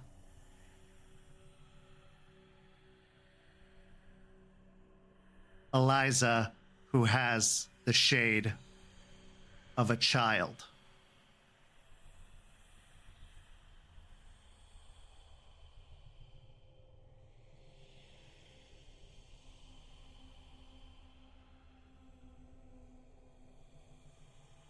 Delphine is just staring at the shadows on the ground, extending off of them, and is fixated on Eliza and Juniper's shadows, unable to look away from them. Just looking confused. And she'll glance over at Eliza. What's wrong with your shadows? Don't look, girl. This place will play tricks on you.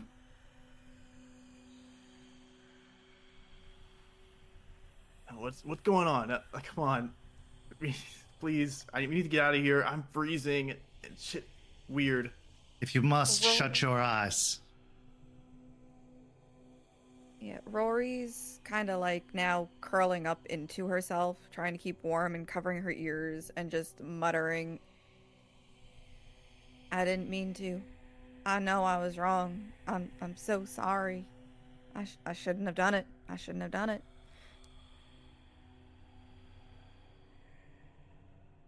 How do I get us out of here?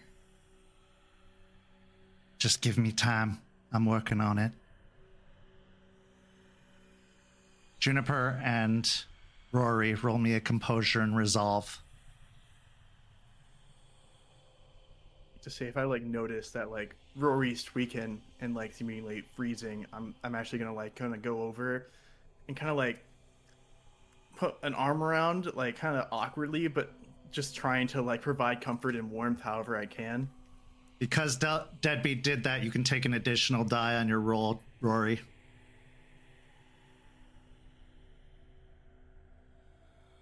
Didn't help. I got 3, but Yeah. it's fine. I got 4 successes with a crit. All right. Both of you will only take 1 superficial willpower damage. Eliza, meanwhile, has started fishing through her satchel and has pulled out several elements, including a stone. And with the stone, she has placed it out on the ground and has started lighting candles around the stone.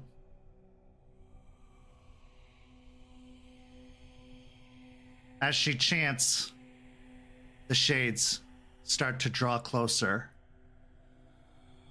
And then, off in the distance, you hear a gong. And then the sounds of creaky iron gates opening.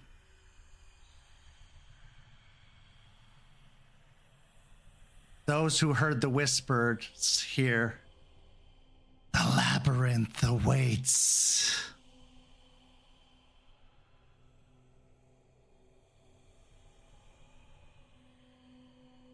That's great.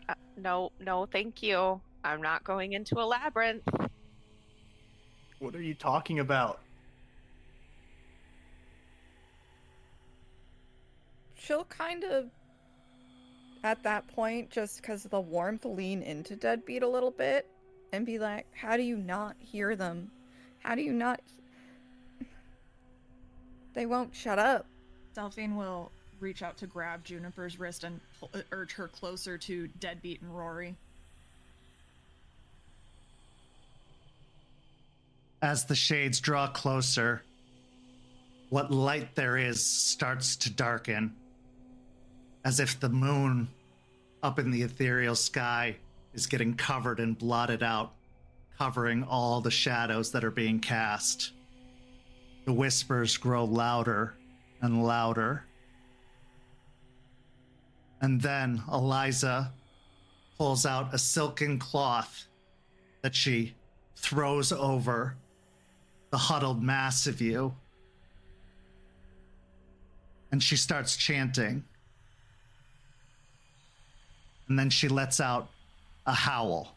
As the howl dies out, you find yourselves collapsing upon the warm earth of the cairn, feeling the soft grass cradling you, the warm earth and sand beneath you. You can't escape the cold that's gripping you to your very core, but the goosebumps have subsided. The chattering teeth have stilled. That place, that horrible place, that's where death resides. Eliza pulls back the silken cloth, folding it up, putting it back in her satchel.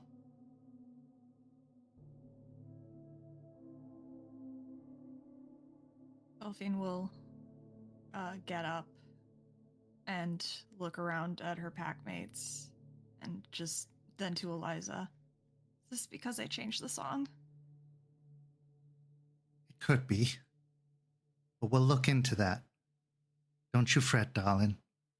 We're safe. We're here now. But we're going to have to work on that to avoid any such happenings again. I just kind of fall to the ground and curl up, holding my head in my hands and just muttering to myself, they deserved it. I was right. They deserved it. For a moment before just turning into lupus form and curling up even further, tucking my head behind my tail. Rory, once she feels the ground, kind of goes and grabs her clothes from earlier, starts wrapping herself in them, grabbing any blankets and warm things that she can find, and wrapping herself before starting to administer first aid as if she was developing frostbite, and muttering to herself, "You're right, I did know better, and I shouldn't have done it, and I'm sorry. I should have listened. I should have been better. I didn't mean it." And just as, again, constantly checking each of her joints to make sure frostbite isn't burning, muttering that to herself. And kind of seeing the two of them freaking out, I kind of try and bring them both a little bit closer to each other so I can have like a hand on each of their back, kind of like slowly rubbing and trying to provide a little bit of comfort, knowing that I can't fix the cold on the inside, but maybe this warmth can help out a little bit, and just the comfort as I just kind of sit there quietly, just listening to them and nodding. Delphine will pick up her clothes off the ground and start backing away from the pack, feeling completely responsible and guilty over the state they're in right now. And she'll look at Deadbeat and she'll mouth an "I'm sorry" to him as she backs away. I'll just mouth back like it's no problem, as I'll just turn my attention back on the other two, trying to give them all my attention while I can. As this harrowing journey comes to a close, let's hear some final thoughts before we bring to an end to our story. Deadbeat, let's start with you. Normally, I'm not prone to giving such kindness or being as open with my pack mates. Even what I saw shook me to my core. The cold gripping ever so tightly. I've only been close to death once before, and I was saved that time. I didn't feel like there would be anything to save me if something were to happen. So kind of brush against death has kind of wore down my mask a bit, as I'm now just trying to provide comfort to the other two and hopefully help out as I can. Delphine. Delphine feels awful. She feels like she just inflicted unnecessary trauma and suffering onto her pack mates. And as she's basically dressing and walking through the cairn, she'll be thinking back to how it was in hell and hearing Sean's voice in her head calling her worm tainted, and just her starting to finally wonder if he was right and if everything she touches is now just decay and death. Rory. The next time she heard that voice, she was hoping it wasn't going to be the same way it was when she left. That disappointment, that disapproval, that all of those negative emotions. And on top of that, being in a place where, as much as she hates the humidity and the heat, she had to face a fear that she didn't think was going to be possible there.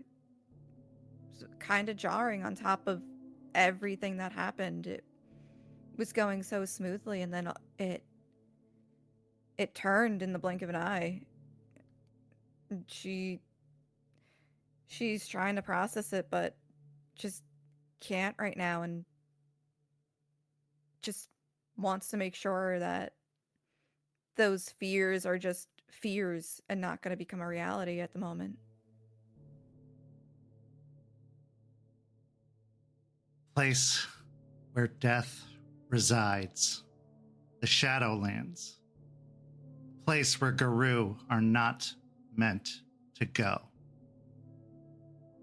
But once they've been, once they've tread those sacred grounds,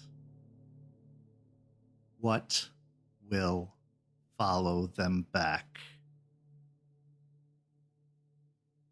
Or moreover, what already has?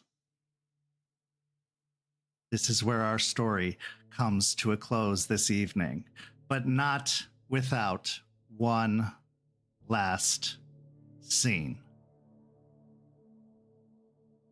We pan back from the cairn, pulling slowly away.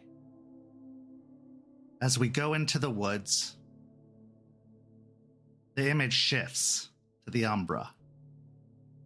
We pull back even further, beyond the Bawn, and even further to the woods beyond that. As we go down into the large trees that surround the cairn of the Umbra, in the dark shadows of the trees, a large looming figure prowls, hunts, as it smells desperation, as it smells fear, as it smells despair. It was a long road from Michigan, but distance is no trouble for a greater patron. Distance is no trouble for the greatest predator. Distance is no trouble for Fenris. This is where our story truly comes to a close. Thank you so much to these amazing players. Thank you to our guest, Nori, for reprising her role of malicious jester here tonight. If you enjoy what you've seen, go follow St. Pete by Night on all of that social media you see listed in the description, and come join our amazing community by following that Discord link. We'll be back with another episode of Rage Across Tampa over on Twitch on Tuesday at 10 p.m. and another episode of Hellhounds here on YouTube at 7 p.m. on Friday. So come tune in to both. My name's Kent, and for these amazing players, thank you so much for watching. We'll see you next time. Have a lovely evening, everyone.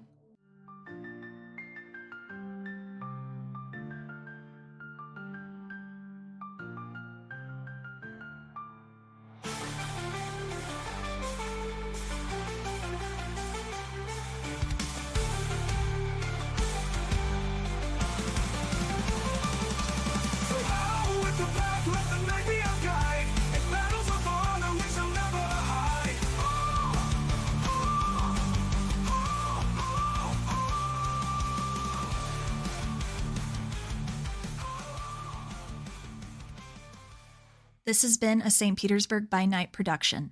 Hellhounds is produced in agreement with the World of Darkness and Dark Pack. The storyteller for Hellhounds is Kent. Tonight's characters were voiced by Jay, Lilith, Ben, Nikki, and Caity. Visit our website at stpetebynight.com for more information about all of our productions and how you can become a part of our community. Thank you for listening. Until next time, fangs, stakes, and claws out.